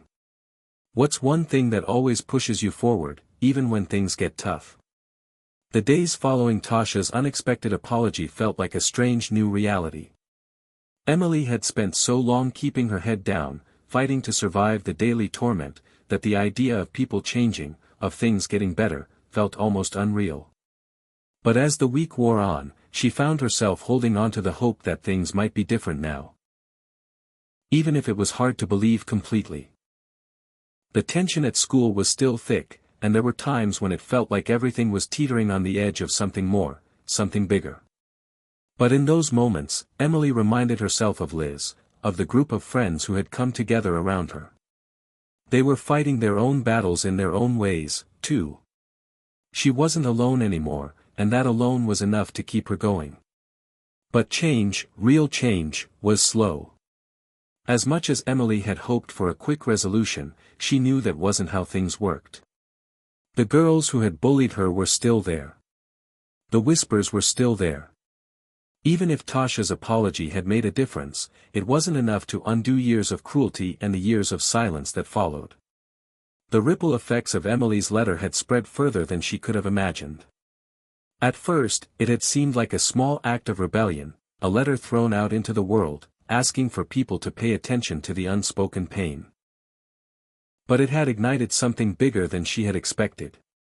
Teachers, students, and even parents began to talk about bullying in ways they hadn't before. Conversations were happening. But those conversations, like everything else, were messy and complicated. That Thursday, Emily found herself walking into the school library during her lunch break. She needed some time away from the chaos, a few moments of silence before she had to go back to the relentless noise of the hallways. She'd been avoiding the cafeteria lately. The cafeteria had become a battlefield, the whispers, the judgment, the glances, it was too much. As she rolled her wheelchair into the library, she saw Liz sitting at one of the tables, a few open books scattered in front of her, though she wasn't looking at them. Liz had become a constant presence in Emily's life over the past few weeks, and Emily was beginning to realize just how much that presence meant. Liz smiled when she saw Emily. "Hey, you made it," she said, waving her over. Emily smiled back and wheeled herself to the table. "I needed a break," she said quietly. "The cafeteria is too much today." Liz nodded sympathetically. "I get it. It's been crazy. I'm still not used to all the attention you're getting." "I don't know if I'll ever get used to it," Emily replied. "It's like everyone has an opinion now. People are coming up to me and saying things, good and bad, but it just feels like they're all watching me, waiting for me to mess up." Liz leaned forward, her expression earnest. "You don't have to worry about them. You've done something incredible, Emily. You stood up when no one else would. That's not something you can just ignore. But you can ignore them. Don't let their noise drown out what you know is right." Emily felt a flicker of hope at Liz's words. She knew Liz was right, but it didn't make the noise any less overwhelming. Still, in that moment, she could feel the weight of her decision to speak out lightening just a little. Maybe she couldn't control everything around her, but she could control how she responded. "So, what's going on with the whole bullying awareness thing?" Emily asked, shifting the conversation. Liz rolled her eyes, but there was a hint of amusement there. "Oh, it's becoming a whole thing. Some of the teachers are trying to get it into the curriculum now, trying to make it part of the school culture, or whatever. It's all well and good, but I think it's just a way for them to look like they're doing something. I'm not sure how much it's actually going to change." Emily took that in. "Yeah, I get that. People talk a lot, but nothing really changes unless people are willing to do the hard work. Exactly, Liz said, sitting back in her chair. And people aren't always willing to do that. But I don't know. Maybe this is the start of something. I mean, you're already making waves, Emily. It was strange to hear Liz say that. Making waves. It didn't feel like that at all. It felt more like she was being pulled into a storm she didn't understand, and she was just trying to keep afloat. As they continued to talk, something shifted in the air. Emily noticed that the library, normally a haven of quiet, seemed heavier today. There was a subtle tension between the shelves, something just beyond the words they were saying. She hadn't heard it at first, but now, as her senses sharpened, she noticed the low murmurs, the faint rustling of feet. Emily glanced toward the entrance, where a group of students had just entered. She immediately recognized one of them. It was Katie, the same girl who had mocked her at lunch not too long ago. But this time, she wasn't alone. She was with a couple of her friends, and they were looking directly at Emily. The blood drained from Emily's face. She could feel the weight of their gaze. Her palms began to sweat as she tried to focus on Liz's words, but the tension in the room grew unbearable. The group moved toward their table. "Hey," Katie said, her voice louder than necessary. She had a smile plastered on her face, but there was something cold in her eyes. "Got a minute?" Emily hesitated but nodded. Liz, sensing the discomfort in the air, quietly stood up and moved a little to the side, leaving Emily to face the group alone. Emily didn't know whether she should be angry or scared, but she didn't want to back down. She wasn't the same girl who would have cowered before this group anymore. "What do you want, Katie?" Emily asked, her voice steady but her heart racing. Katie's friend snickered, but she didn't seem to mind. "I just wanted to say," Katie paused, her expression shifting as if searching for the right words. "I didn't realize how much of a big deal this whole thing was for you." Emily raised an eyebrow. "What are you talking about?" Katie glanced at her friends before turning back to Emily. "I'm sorry, for being part of all that. I didn't mean to hurt you.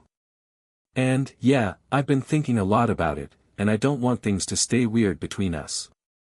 Emily's mouth went dry. Another apology. It was the last thing she'd expected. She looked Katie in the eye. "Why are you saying this now?" Katie shrugged, a hint of vulnerability breaking through her usual indifference. "I don't know.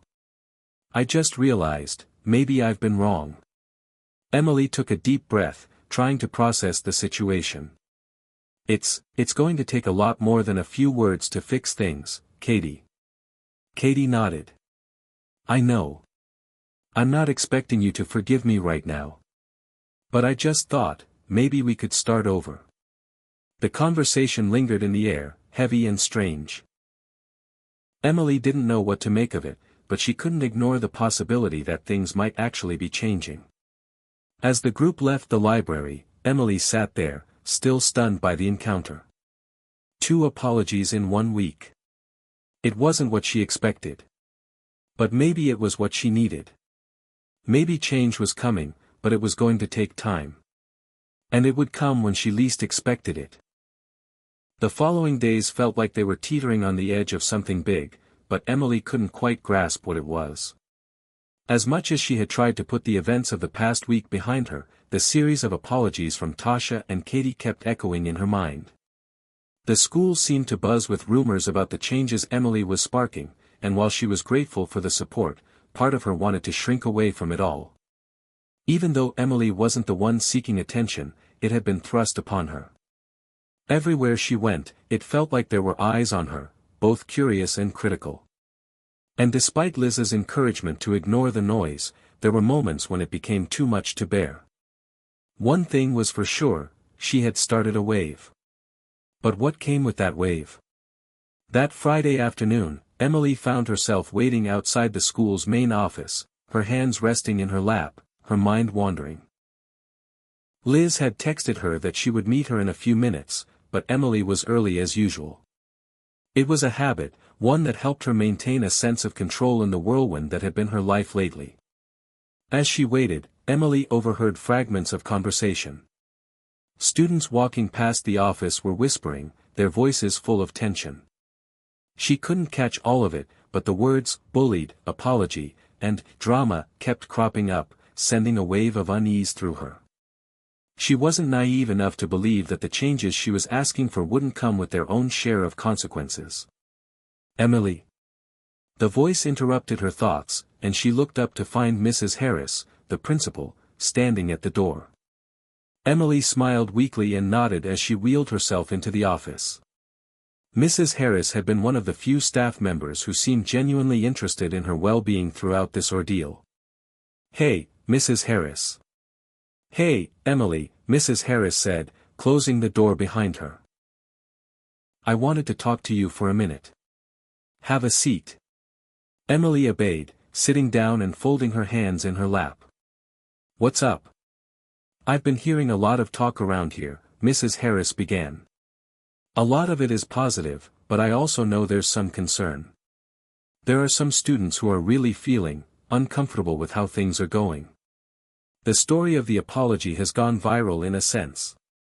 There's some division on how it's being handled." Emily froze. "What do you mean?" Mrs. Harris sighed, her expression sympathetic. "There are students who feel like things are moving too fast, that people aren't being held accountable. And then there are others who feel like the issue is being swept under the rug. They want more action, not just apologies." Emily's heart sank. She had feared this moment would come. She knew she couldn't just ask people to change and expect everything to go smoothly. She had stirred the pot, and now the consequences were unfolding. "I understand their concerns," Emily said slowly, trying to keep her emotions in check. "But what am I supposed to do? People aren't going to change overnight. They're going to make mistakes, and I can't force anyone to change." "I know you can't," Mrs. Harris said softly. "And I appreciate the fact that you've been brave enough to speak up. But I think it's important for you to understand that there's a lot of frustration right now, and some students are worried that things might get out of hand." Emily felt a pang of guilt. "I didn't mean for all of this to happen. I just wanted to make things better." "I know," Mrs. Harris replied. "And I don't think anyone is blaming you. But this is the reality of the situation. Change is messy. And sometimes, even when you have the best of intentions, the fallout can be unpredictable."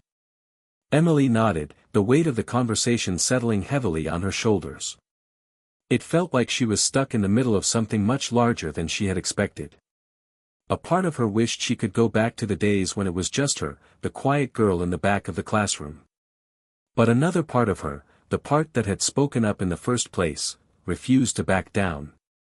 "What happens now?" she asked, her voice quieter. Mrs. Harris took a deep breath. "Well, we're planning to hold a school-wide meeting next week to address the situation. We want to give everyone a chance to speak their piece, teachers, students, and administrators. It'll be a place for people to share their thoughts and discuss how we can move forward." Emily wasn't sure what to expect from such a meeting. But she knew one thing for sure: things were about to get even more complicated. There would be people who were angry with her for starting this conversation. There would be people who weren't ready to confront the issues she was raising. And there would be those who saw this as a chance to tear her down. "Are you okay with that?" Mrs. Harris asked, concern in her eyes. Emily thought for a moment before answering. "I don't know if I'm okay with it. But I guess I don't have much of a choice, do I?" Mrs. Harris smiled slightly, though it was tinged with sympathy. "No, I suppose you don't. But you've already shown a lot of strength. I have no doubt that you'll be able to handle it." Emily managed a weak smile. "I hope so." As Mrs. Harris left her to her thoughts, Emily sat in silence, her mind racing. The weight of what she had started, the changes, the apologies, the discussions, was beginning to feel like too much. She had never intended for it to turn into this, but now it was too late to back out. The meeting next week would be a pivotal moment. There would be no more hiding, no more pretending. She would have to face the storm she had set in motion. Her phone buzzed in her pocket, pulling her from her thoughts. She pulled it out and saw a message from Liz. "Hey, I'm outside. Ready for our escape?" Emily smiled, grateful for Liz's presence. She needed that escape, just a few moments of normalcy before the next wave hit. "Definitely," she replied, pushing herself out of the office and heading to the exit. When she met Liz outside, she didn't say much at first, but Liz could see the tension in her face. "You okay?" Liz asked. Emily nodded, trying to push the weight of the meeting out of her mind. "Yeah, I think so. I don't know. This whole thing is bigger than I thought." Liz gave her a knowing look. "I think it's always been bigger. You've just been too busy fighting to see it."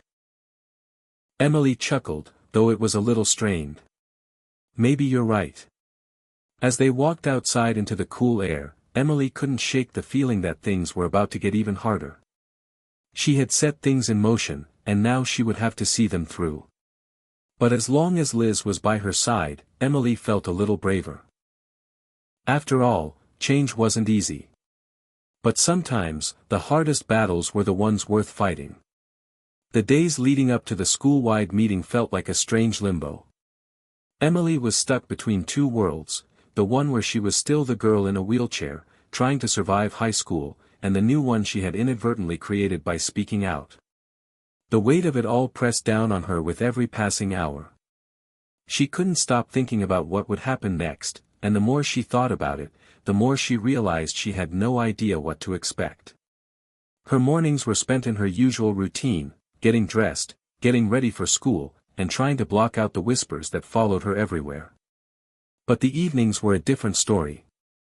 At night, when the world around her quieted down, the uncertainty crept in. Would the meeting go well? Would the students who had apologized to her remain sincere? And, most pressingly, would the bullying stop? Liz had continued to be a steady support throughout the chaos, but even she seemed to be feeling the strain. Every conversation they had lately had a tinge of nervousness, like they were both trying to figure out how to move forward without knowing where they were going. That Friday afternoon, Emily found herself in the quiet corner of the library once again, her mind drifting.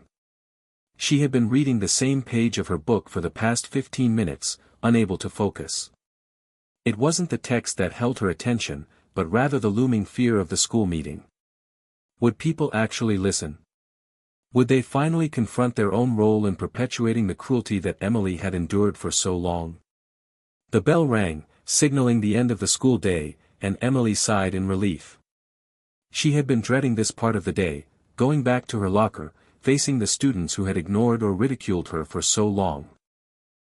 But as she wheeled toward the hallway, something different caught her attention. There, at the end of the hall, was a group of students huddled together, talking in hushed tones. Katie was among them. Emily had seen Katie a few times over the past week, but the encounters had always been brief. She hadn't expected to see her today. The last time they'd spoken, Katie had seemed almost sincere. But now, there was something about the way she was standing with her friends, a defensive posture, almost as if she were preparing for something. Her heart rate quickened. She tried to ignore the way her stomach churned, but the tension was hard to shake. As she passed them, she heard snippets of their conversation. "Did you hear what she said? I'm not sure she really wants to change. I don't know about this. It's all going too far."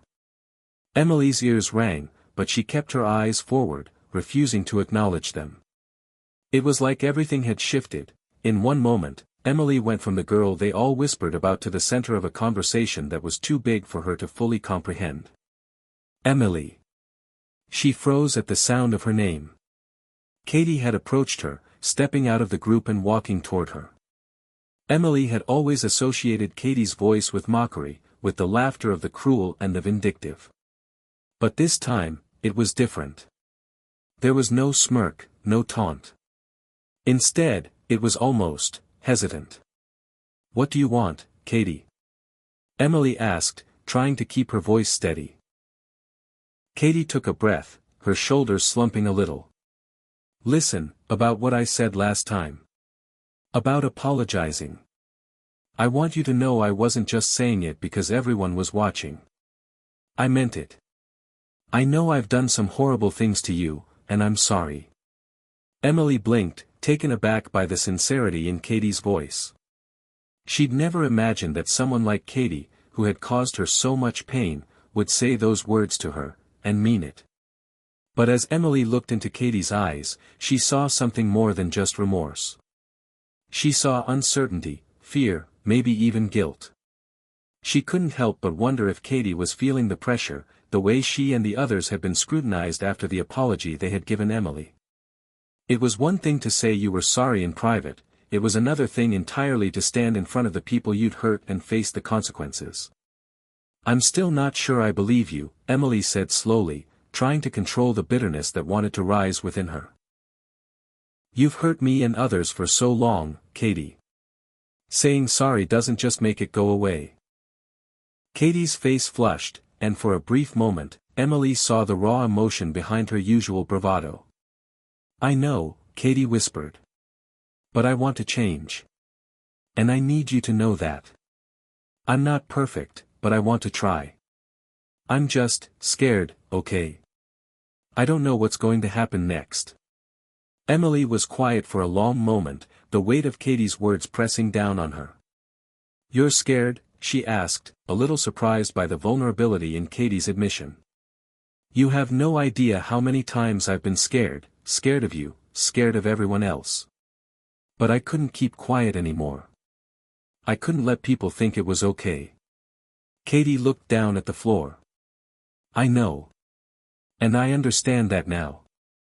I don't know how to make it right. How do I fix what I've done?" Emily took a breath. "I don't know, Katie. I really don't. But you can start by not pretending anymore. Don't hide behind the group, don't pretend to be someone you're not. Be honest with yourself. And with me." Katie nodded slowly, the sincerity back in her eyes. "I'll try. I really will." For a moment, neither of them said anything. The hallway around them seemed to fade away, and Emily was left with a quiet sense of understanding. Maybe it wasn't the perfect apology she had dreamed of. Maybe it wasn't even enough to heal all the hurt. But it was a start. And that was all she could ask for. As the moment lingered, Emily felt something inside her shift. She had been holding on to so much pain, so much anger, that it had been clouding her ability to see what might be possible. Katie's apology wasn't the end of the story, but it was a piece of it, a small but significant piece.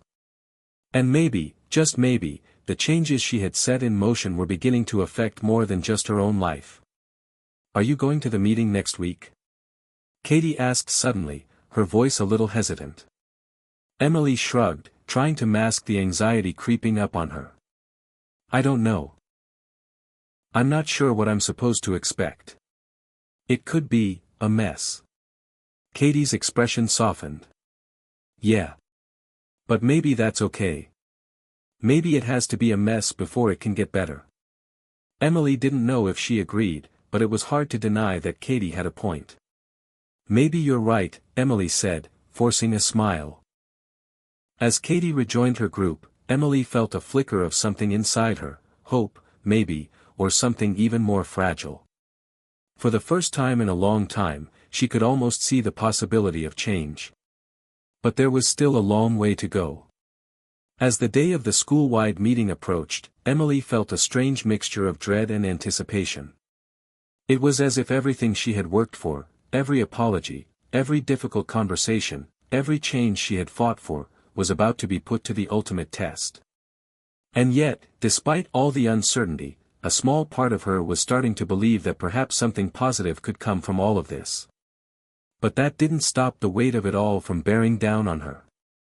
The meeting was scheduled for next Monday afternoon, and the days leading up to it were filled with whispered rumors and uneasy glances. Emily was used to being the target of whispers and stares, but now it felt different. She was at the center of something bigger, and that made her feel exposed in a way she hadn't anticipated. People weren't just talking about her, they were talking about the changes she had started, and that made it all feel more real, and much more intimidating. Everywhere she went, there were hushed conversations behind her back. Even the teachers seemed to be acting a little differently, their smiles a little tighter, their greetings a little more guarded. It wasn't that they were hostile, but it was as if everyone was waiting for the other shoe to drop, unsure of how things would unfold. Liz had been her rock, as always, but even Liz was feeling the pressure. The night before the meeting, the two of them sat in Emily's room, quietly eating pizza and trying to distract themselves from the heavy thoughts hanging in the air. "So," Liz said after a long silence, "how do you think this is going to go?" Emily sighed, running a hand through her hair. "I honestly don't know. Part of me thinks it could be a disaster. There are people who are already angry. They don't want to deal with all of this. And then there are the people who just want to go back to the way things were." Liz tilted her head thoughtfully. "Yeah, but I think you've already made it clear that things can't go back to the way they were. There's no undoing what you've started." "I know," Emily replied, her voice tinged with uncertainty. "But what if they don't want to change? What if all of this just blows up in my face?" Liz gave her a reassuring smile, though it was tempered with concern. "Look, I know it's scary. I do. But you've already shown people what it means to stand up. You're not in this alone. And whatever happens at the meeting, you'll get through it." Emily looked at her, appreciating the words, but a part of her still couldn't shake the fear. The fear of being dismissed, of having all of her efforts reduced to nothing more than a few uncomfortable conversations. She had opened a door, but now that door was about to swing wide open, and she had no idea what awaited her on the other side. The next morning, she went through her usual routine, but the heaviness in the air was unmistakable. As she rolled through the hallways, it felt like everything had slowed down. The clatter of lockers, the murmur of voices, the shuffle of feet. All of it felt distant, as though she was standing on the edge of something she couldn't control. When Emily arrived at her locker, she noticed Tasha and Katie standing nearby. Tasha, for once, wasn't sneering or making snide comments. Instead, she was looking at Emily with a quiet, almost nervous expression. Katie, too, seemed distant, as if she was waiting for something to happen but wasn't sure what. "Hey, Emily," Tasha said cautiously, her voice softer than usual. Emily's heart skipped a beat, unsure of how to respond. Tasha had been one of the most vocal during the bullying, and her sudden change of tone caught Emily off guard. Was this real? Or was it just another act? "Hi," Emily replied, her voice steady but wary. "What's going on?" Tasha hesitated, exchanging a quick look with Katie before speaking. "We, just wanted to say, well, we're sorry. For what happened. We're not saying everything's fixed, but we're trying to do better." Emily looked between the two of them, searching for any sign of insincerity, but there was none. Tasha's face was earnest, and even Katie seemed to have dropped her usual tough exterior. It was a strange moment, and Emily wasn't sure how to react. Could she believe them? Could she accept this apology, after everything? "I appreciate it," Emily said slowly, her voice quiet. "But actions speak louder than words. You both know that." Katie nodded. "Yeah, we get it. We're not asking you to just forget. But we want to do better. We want to help make things right." Emily felt a knot in her chest. Part of her wanted to hold on to the anger, to keep them at arm's length. But another part of her felt the weight of what was happening around her. People were starting to change. Maybe not all at once, and maybe not perfectly, but change was happening. Before she could respond, the bell rang, signaling that it was time for the first period. Tasha and Katie exchanged a quick glance before walking away, leaving Emily to process what had just happened. As she wheeled into class, her mind was spinning. Were Tasha and Katie really trying to change, or was this just a temporary response to the pressure they were facing? She didn't know. What she did know was that everything was shifting, and it felt like the calm before a storm. The rest of the day passed in a blur, each moment feeling heavier than the last. Emily couldn't focus on her lessons, couldn't concentrate on the tasks at hand. The only thing on her mind was the upcoming meeting. She had no idea how the students would react. She had no idea how the teachers would respond. All she could do was show up, and hope that whatever happened, the seeds of change she had planted would begin to grow. That afternoon, as Emily sat in the library during lunch, Liz joined her. The cafeteria had become too chaotic, too loud for her to concentrate. Liz set her lunch tray down and sat beside her. "Are you ready for this?" Liz asked, her tone more serious than usual. Emily took a deep breath, trying to steady her nerves. "I don't know. I feel like everything's about to go down, and I have no idea what to expect.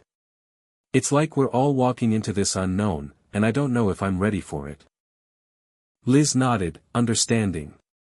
"It's going to be hard, I know. But you've done the hardest part already.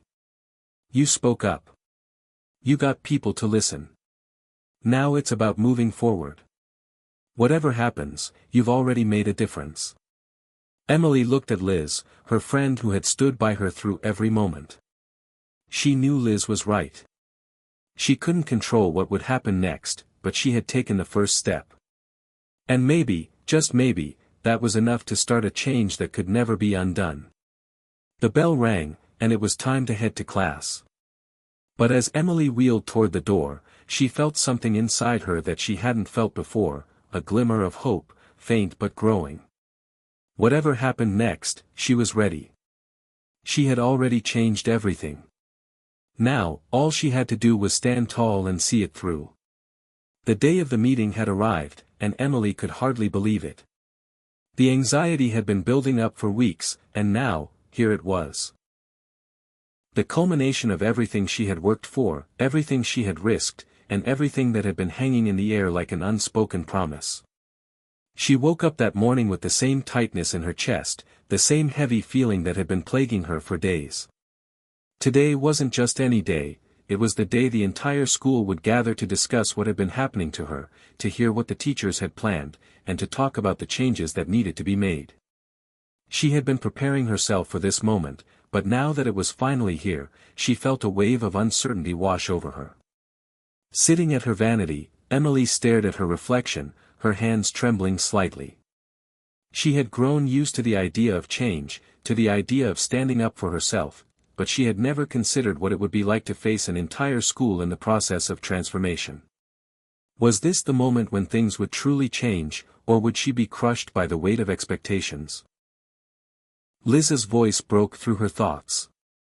"You okay?" she asked from the doorway, a concerned look on her face. Emily nodded, forcing a smile. "Yeah, just nervous, I guess." Liz walked over and sat next to her on the bed. "I get it. I'm nervous too. But remember, you're not doing this alone. We're all in this together." "Yeah," Emily murmured. She appreciated Liz's presence, her calm reassurance, but the doubt lingered. It wasn't just about being nervous. It was about the fear of failure, the fear that her efforts would fall flat, that the crowd would reject her, or worse, laugh at her for thinking she could make a difference. As the minutes passed, Emily couldn't shake the feeling that everything was slipping out of her control. The whole school was watching, and she wasn't sure if they would listen, if they would change, or if they would just go back to pretending that everything was fine. Finally, Liz stood up, breaking Emily's thoughts. "We should go. We don't want to be late." Emily hesitated for a moment longer, but then nodded. "Right. Let's go." The walk to the gym felt long and drawn out, each step echoing in her mind.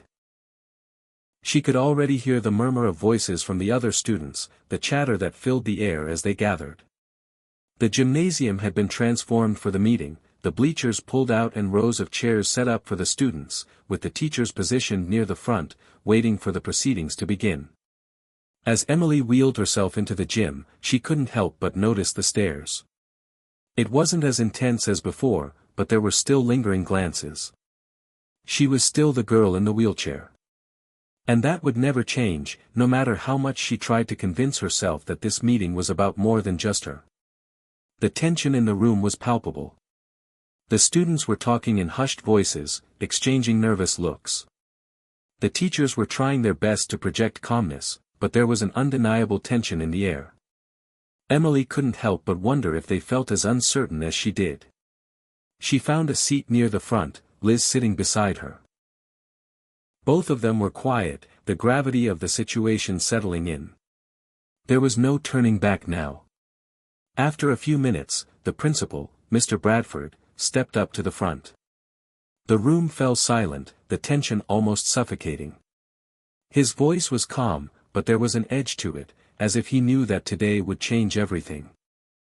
"Good afternoon, everyone," Mr. Bradford began. "I know many of you are aware of what this meeting is about, and I want to assure you that we are here to have an open, honest conversation. Over the past few weeks, we've seen behavior in this school that we can no longer ignore. I'm not just talking about isolated incidents, I'm talking about a culture of bullying that has persisted for far too long. And that's something we all need to take responsibility for." Emily felt a tight knot form in her stomach. Mr. Bradford's words were strong, but they weren't just for show. He was speaking with authority, but she could sense the uncertainty in his voice as well. He didn't know how this meeting would go. No one did.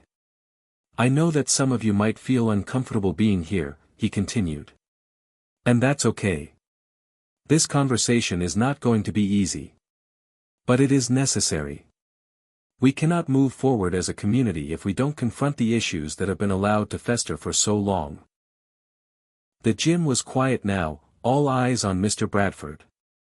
Emily felt the weight of the room's attention pressing on her. She wasn't sure if she was ready for this, if she could bear the spotlight anymore. "Today, we'll hear from a few of you," he said. "We'll hear your thoughts, your stories, and we'll take the necessary steps to make sure this never happens again. But the first thing we need to do is acknowledge what's been happening. So, I'm going to ask Emily to come up here and speak." Emily's heart skipped a beat. She hadn't expected this. She had known she'd be speaking, of course, but to have it sprung on her like this, without warning, made her feel exposed. Every eye in the gym was on her now, waiting. Her palms were slick with sweat, but she forced herself to take a deep breath. She wheeled herself to the front of the room, the sound of her wheels on the floor the only thing that seemed to break the stillness. She reached the microphone and paused for a moment, trying to steady herself. "Hi," she said, her voice shaky at first. She cleared her throat. "I'm Emily." The silence in the room was deafening. Emily's mind was racing. What was she supposed to say? What did they need to hear? "I'm not here to make anyone feel guilty," she began, her voice growing stronger with each word. "I'm here because things need to change. I'm here because I'm tired of being afraid. And I'm tired of watching other people be afraid too." She paused, trying to calm her nerves. "For years, I've been bullied. I've been ignored, made fun of, and treated like I didn't matter. But I'm not here to just talk about me. I'm here to talk about all of us. We've created a culture in this school where cruelty is allowed to happen. Where people are made to feel small. And we've let it happen." Emily glanced around the room. She could see the students' faces, some with guilt, others with defensiveness, and a few with fear. But she was no longer afraid of them. "We need to stop pretending that bullying doesn't happen. We need to stop pretending that words don't hurt. We need to stop pretending that silence is acceptable. Because it's not," she continued, her voice unwavering now. "We are all responsible for the environment we create here. And we have a chance to make it better." There was a long pause before Emily spoke again. I'm not asking for everything to be fixed overnight. I know it's not going to be easy. But I'm asking you to listen. And I'm asking you to care. Because that's how change starts, with each of us, taking responsibility for the way we treat one another. Emily stepped back from the microphone, her heart racing. She didn't know if she had said the right things, but for the first time in a long time, she felt like she had said what needed to be said. As she returned to her seat, she couldn't help but notice the shift in the room. The tension was still there, but now there was something else, an openness, a willingness to listen. And that, she realized, was the first step toward change. The room was still. Even though Emily had finished speaking, the air in the gym felt charged, heavy with the weight of what had just been said. The silence lingered for a few moments longer before a murmur began to ripple through the crowd. It wasn't just an ordinary chatter, it was a deeper conversation, one that felt different from any of the others that had taken place in the halls of the school. This time, something had shifted. Emily sat back down, her heart still pounding in her chest, her palms sweating despite the cool air in the gym. She could feel the eyes on her, some skeptical, some understanding, but all waiting for what would come next. She had spoken her truth. Now, it was time for the rest of them to decide what to do with it. Liz reached over and gave her hand a reassuring squeeze. "You did it," she whispered, a small smile on her face. Emily couldn't help but smile back, though it was faint. She wasn't sure yet if her words had made the impact she wanted. She had said what needed to be said, but it wasn't enough just to speak. She needed to see change, to feel it, to know that this wasn't going to be one more speech that would be forgotten by the end of the week. She needed something more than just the sound of her own voice echoing in the gym. The principal, Mr. Bradford, stood at the podium again, his face serious but not without a trace of admiration. "Thank you, Emily," he said. "That was incredibly brave. And I think it's clear that what you've said has struck a chord with all of us." He paused for a moment, looking over the room, as if he were gathering his thoughts before continuing. The weight of the moment was not lost on him. He had known for a while that change was necessary, but he hadn't expected it to come like this. Emily had just opened a door to a conversation that many of them weren't sure they were ready to have. "For those of you who don't know," Mr. Bradford continued, "this meeting is not just about addressing the bullying that's happened in the past. It's about what we do from here. It's about how we create a new culture, a culture where we lift each other up instead of tearing each other down. A culture where kindness isn't the exception, it's the rule." There was a shift in the room, a slight change in the energy. The students, still unsure but more receptive now, began to nod, and a few even murmured their agreement. Emily could see some faces softening, others deep in thought. She wasn't sure if she could count this as a victory yet, but she could tell that they were starting to consider it, not just as her fight, but as something that belonged to all of them. Then, unexpectedly, a hand shot up from the back of the room. Everyone's attention turned to the student who had raised their hand. It was Jake, the boy who had been one of the main culprits in the bullying incidents that Emily had endured. Emily froze. She didn't know what to expect, but her heart raced as she waited to hear what he would say. Would he defend the bullying, dismiss it, or, was it possible, admit his mistakes? Mr. Bradford nodded toward Jake, gesturing for him to speak. Jake stood, looking uncomfortable, shifting on his feet. I just wanted to say that I didn't realize how much what I did actually hurt people. I thought I was just joking around, you know. But hearing Emily say all of that. I get it now. I was wrong. The words felt heavy, more so than Emily expected. It wasn't an apology in the sense that she had imagined, but it was something. It was a step, a crack in the wall that had been built up over the years. It wasn't perfect, but it was real. And in that moment, Emily realized that this was part of what needed to happen, the acknowledgement. Not just from her or the victims, but from the people who had perpetuated the culture. Jake continued, his voice gaining strength as he spoke. I don't know how to make it right, but I want to try. I think we all need to try. Emily's breath caught in her throat. Was he serious? She hadn't expected this kind of honesty, this kind of vulnerability from him. Her mind raced, torn between skepticism and hope. Could things really change? Could people like Jake change? I don't know if everyone here is ready to accept it, Jake said, glancing around the room, but I'm sorry. I'm sorry for what I did. For a long moment, no one spoke. Then, to Emily's surprise, one of the other students, a girl named Sarah, stood up. Sarah had been known for being one of the more popular girls, often caught in the middle of the social hierarchy and often not stepping into conversations about bullying. But today was different. I think Jake's right, Sarah said, her voice clear. We all need to do better. We all need to stop turning a blind eye when we see someone getting hurt. I've seen things and just ignored it because I didn't want to be the one to speak out. But I see now that if we all just stay quiet, things won't change. A ripple of agreement spread through the room. Emily felt a surge of hope wash over her. This wasn't just her battle anymore, it was becoming their battle. It wasn't just one person speaking out, now, others were joining in, offering their own perspectives, their own pledges to do better. It was a shift in perspective, a shift that was beginning to feel real. Mr. Bradford took a deep breath, his expression thoughtful. What we're seeing here today is the beginning of a new chapter. But remember, words are not enough. We need actions to back them up. We need real change in how we treat each other, how we build this community.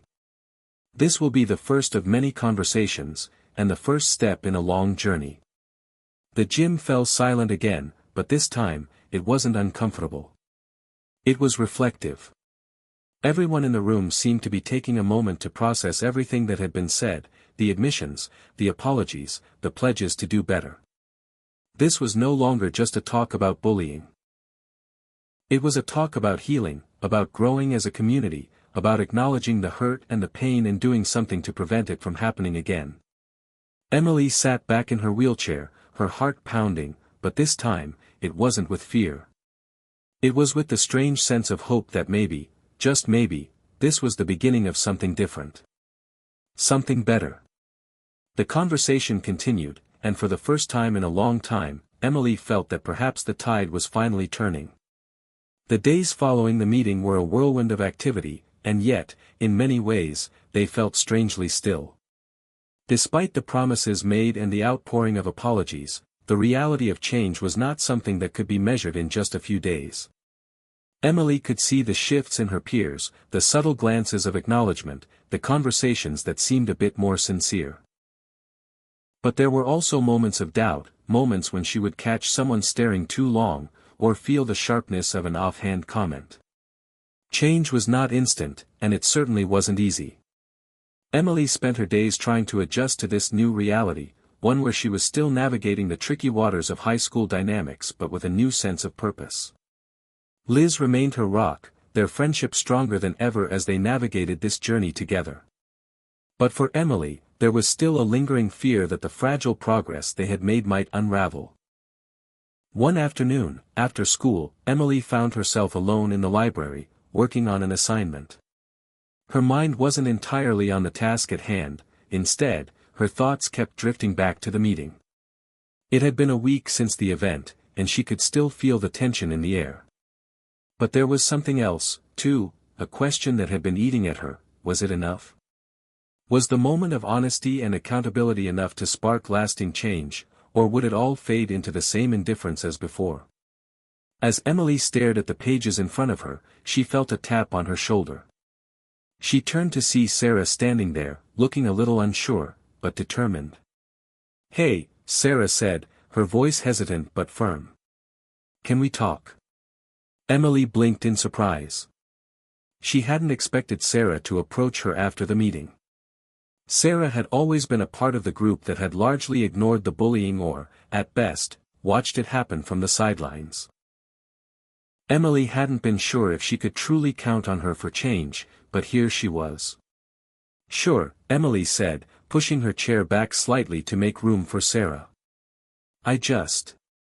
I wanted to apologize, Sarah began, her eyes dropping to the floor before looking back up at Emily. I know I didn't do enough, and I know I should have spoken up a long time ago. But I didn't. I just watched. And I'm sorry for that. Emily was taken aback. She hadn't expected such a direct and open apology from Sarah. It wasn't perfect, but it was honest. You don't have to apologize, Emily said softly, though her voice carried the weight of a deeper understanding. What matters now is what we do moving forward. We can't change the past, but we can try to make a difference. Sarah nodded slowly, clearly grappling with the weight of her actions and the acknowledgement of her past mistakes. I know. And I want to. I'm trying to figure out how. But I feel like I've missed so many chances already. Like, what if it's too late? Emily smiled gently. It's never too late. Change doesn't happen overnight, and it doesn't happen all at once. It's something we work at every day. All we can do is take it one step at a time. The silence that followed was comfortable, the kind that comes after a moment of mutual understanding. Sarah seemed to be processing Emily's words, her gaze distant as she thought about what was said. I've been talking to some of the others, Sarah continued, her voice quieter now. We're going to start doing something. Something real. We're going to make sure that if we see something happening, we stop it. We're going to look out for each other more. I know it's not enough, but it's a start. Emily could feel a warmth spread in her chest at Sarah's words. It wasn't perfect, but it was progress. And that was what mattered. The school's culture wouldn't change overnight, but as long as they kept trying, kept pushing forward, there was hope. I'm glad to hear that, Emily said, her voice strong now. It's going to take all of us. And sometimes it might be hard. But we have to keep pushing, even when it gets tough. Just then, a voice from across the library interrupted them. It was Jake, his eyes a little uneasy but filled with a quiet determination. Hey, Emily, he said, his hands shoved awkwardly into his pockets. I was wondering if I could talk to you too. Emily looked between Sarah and Jake, recognizing the vulnerability in both of them. She could see the hesitation in Jake's eyes, the uncertainty of his position after everything that had happened. The previous week, he had been the one to admit his mistakes in front of the entire school. Since then, there had been a shift in how people interacted with him. Some had forgiven him quickly, others had been more hesitant, unsure of how to accept his apology. But Emily had watched him since then, and she could tell that he wasn't taking this lightly. His words, though imperfect, had been genuine. Sure, Emily said, motioning for Jake to join them. He sat down slowly, glancing at Sarah before looking directly at Emily. I've been thinking a lot about what you said in the meeting. And I wanted to apologize to you too. Not just for the bullying, but for not being the kind of person I should have been. I thought that as long as I was just joking around, it didn't really matter. But I see now how much it hurts. I see now that words and actions mean something, that they can hurt someone in ways I can't take back. Emily could feel her chest tighten at his words. There was no denying the sincerity in Jake's apology. He had done things that were wrong, and he was facing the consequences of them. But more importantly, he was taking responsibility for it. Thank you, Jake, Emily said, her voice steady. It means a lot that you're saying that. Jake nodded, then added, I want to help. I want to be part of this change. I don't know what the next step is, but I know that I don't want to be that person anymore. I don't want anyone to feel the way I made you feel. Emily looked at him, then at Sarah. Both were committed, genuinely trying to make things right. It wasn't about perfection, it was about change. And right then, at that moment, Emily realized that the ripple effect she had started was starting to take root. It wasn't easy. It wasn't perfect. But it was something. And it was real. I think we all have a lot of work to do, Emily said, her voice filled with conviction. But we're going to get there. One step at a time. The three of them sat there for a moment, united in a quiet understanding. The journey ahead was still uncertain, and the challenges would be many. But for the first time, Emily felt that they were on the right path. And that was enough. The weeks that followed the pivotal meeting were a delicate balancing act for Emily. The air at school had shifted, but not entirely. There were moments when she could see real change, glimpses of a new school culture starting to take root. At the same time, there were other moments where it felt like nothing had changed at all, where the whispers and side glances still lingered just below the surface. The weight of it all, the constant push and pull between progress and stagnation, was starting to take a toll on her. One of the hardest things about the aftermath of the meeting was dealing with the pressure. Pressure to succeed, pressure to be the change, pressure to make sure that everyone else followed through on their promises. Emily had always been determined, but now, more than ever, she was starting to wonder if she was carrying too much. She had initiated something monumental, but could she really be the one to carry it all forward? Could she ensure that this new path didn't fall apart before it had a chance to fully take root? Liz noticed the shift in Emily. They had been inseparable since the beginning of this journey, and Liz could always tell when something was weighing heavily on Emily's mind. One afternoon, Liz met her outside the school gates, her face serious but warm. "Hey, you okay?" she asked, concern lining her voice. "You've been quiet lately." Emily looked over at her friend, feeling a surge of gratitude for the way Liz had supported her from the very start. But the truth was, Emily didn't feel okay. "Not really. I don't know, Liz. I feel like I'm constantly on edge. I thought that when people started apologizing, things would get easier, but it's not. I'm still worried that all of this will fade away. I feel like everyone's counting on me to make sure things change, but I don't know if I can do it alone." Liz stepped closer, placing a hand on Emily's shoulder. "You're not alone, Em. We're in this together, remember? You don't have to do it all by yourself." Emily took a deep breath, trying to steady herself. "I know. But sometimes it feels like I'm carrying the weight of the entire school. Like one mistake, one slip-up, and it'll all fall apart." Liz nodded, understanding more than Emily expected. "I get it. But you don't have to be perfect. No one does. You've already done something incredible. You started this. And we're all going to help carry it forward." Emily didn't respond immediately. The truth was, she wanted to believe Liz, wanted to believe that it was okay to lean on others, but the pressure of it all felt suffocating. She had started this change, but what if she wasn't strong enough to keep it going? That afternoon, Emily decided to take a break from the usual routine and spend some time alone, just to clear her mind. She headed to the park nearby, where the quiet atmosphere would give her the space to think. She pulled her wheelchair up to a bench by the lake, gazing out at the calm water, trying to find some sense of peace. The world felt so much quieter here, and yet, her thoughts were louder than ever. As she sat there, she noticed a group of students walking by. Some of them had been part of the crowd at the meeting, people who had expressed their desire for change. They didn't seem to notice Emily as they passed, but she could hear snippets of their conversation. They were talking about the new rules that were being put in place, rules about reporting bullying, about creating a more inclusive school environment, about standing up for others.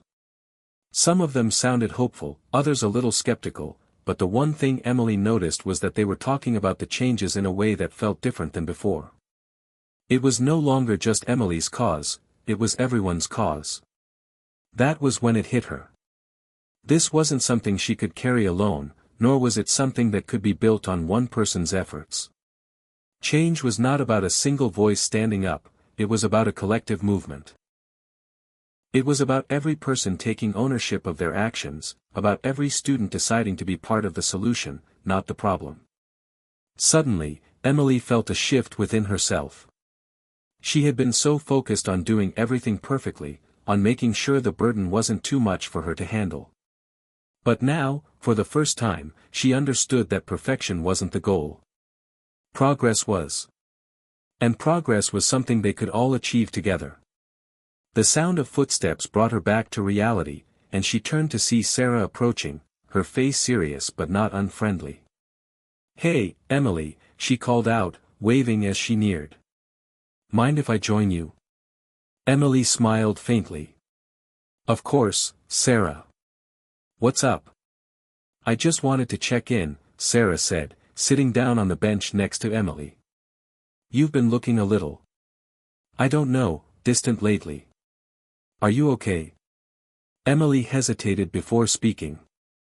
"I've been feeling like it's all too much, you know. Like I'm the one who has to make sure everything sticks. But maybe I'm putting too much pressure on myself." Sarah nodded thoughtfully, her eyes filled with empathy. "I get it. I've felt that too. It's hard, right? We start something big, and then we wonder if we can follow through." Emily looked at Sarah, realizing that they were both facing the same internal battle. "Yeah. It feels like if I slip up, everything I've done will be for nothing." "Well, I can't promise it'll always be easy," Sarah said quietly, "but what I can promise is that you're not in this alone. We're all working together now, trying to make it better. It's not on you, Emily. We all have to hold each other accountable." The word struck a chord in Emily. For the first time in a while, she felt like she wasn't carrying the weight of the world on her shoulders. She wasn't the only one who cared about the changes they were fighting for. She wasn't alone in wanting to make things better. "I think I've been so focused on being the person who leads this, I forgot that it's about all of us," Emily admitted. "It's not just me. It never was." Sarah smiled, her eyes filled with understanding. "Exactly. We all have a part to play in this. You've started something important, and we'll keep it going. Together." The weight that had been pressing down on Emily's chest for so long seemed to lift just a little. The pressure wasn't gone entirely, but the reassurance that she wasn't alone in this made it feel more manageable. She was part of something bigger now, something that would outlast her individual efforts. As they sat together by the lake, watching the sun dip below the horizon, Emily realized that she wasn't alone. Not now, not ever. This journey was not hers to carry by herself. It was a shared responsibility, a collective effort. And that made all the difference. The final days of the school year were rapidly approaching, and with them came the promise of a fresh start. Emily had learned so much over the past several months, about herself, about the power of words, about the importance of standing up for others. But most importantly, she had learned that real change wasn't just about a moment of confrontation or a single act of courage. It was about the commitment to continue pushing forward, no matter the challenges, no matter how many setbacks came their way. It was about creating a culture of respect and empathy, not just for a few days or weeks, but for the long haul. The change that Emily had sparked was still fragile, but it was real. The school was slowly becoming a place where people started to think before they spoke, where the idea of standing up for someone else was no longer a foreign concept. But Emily also knew that they were just getting started. The work was far from over. The journey toward true change was a marathon, not a sprint. She had learned to lean on her friends, to share the load, and to trust that the ripple effect of her actions would continue to spread far beyond the walls of the school. The important thing now was to keep that momentum going, to ensure that the work they had begun would carry on long after graduation. As the final week of school arrived, Emily found herself at the front of the classroom, addressing a small group of students who had gathered after hours. These students, many of them familiar faces from the meeting weeks before, were now committed to continuing the work of creating a better school environment. It was heartening to see so many students, from different cliques and backgrounds, united in the goal of making things better. For the first time, the diversity of the group felt like a strength rather than a weakness. "All right, guys," Emily began, standing before them, her heart pounding a little. "We've made it this far, and I can't tell you how proud I am of each and every one of you. We've taken some big steps, and we've already seen some real changes in the way people are thinking and acting. But we can't stop here. We need to keep pushing. There was a quiet murmur of agreement from the group. Emily scanned the faces in front of her, feeling a rush of gratitude and pride. These were the people who had been with her from the beginning, who had stood by her side when it seemed like everything was falling apart. Now, they were standing together, ready to make a difference. We need to focus on making sure these changes last, she continued, her voice gaining strength. It's not enough to just stop the bullying when we see it. We need to create spaces where people feel safe, where we can talk about these issues openly, where people are comfortable coming to us for help. We're going to start a peer support program, something that lets students know that if they're struggling, they don't have to face it alone. We've got to keep working on creating that community where everyone looks out for each other. A few hands shot up, eager to contribute ideas. Emily smiled, feeling the energy in the room shift. This was what she had hoped for from the very start, a movement that wasn't just about her, but about all of them working together to create something lasting. One of the students, Mia, a quiet but insightful girl, spoke up. I think we should also make sure we're educating the younger grades. They're just learning how to navigate these social dynamics, and if we teach them early, they'll carry that knowledge with them as they grow up. Emily nodded. That's a great point, Mia. We need to create a ripple effect. If we start this in middle school, by the time these kids get to high school, it'll already be part of the culture. That's how we ensure lasting change. The meeting continued with ideas flowing freely. They discussed workshops, campaigns, and ways to make the peer support system accessible to everyone. It was clear that Emily wasn't alone in this fight anymore. She had found a team of students who were just as committed as she was to making a difference, and together, they were determined to leave a legacy of change that would impact future generations of students. As the meeting wound down, Emily felt a sense of fulfillment that had been absent for a long time. The work wasn't easy. It wasn't perfect. There would always be obstacles, always be people who resisted the change. But the important thing was that they had made a start. They had sparked something that could not be extinguished by negativity or indifference. Afterward, Emily sat with Liz in their usual spot by the school gates, watching the sunset. The last days of school were bittersweet.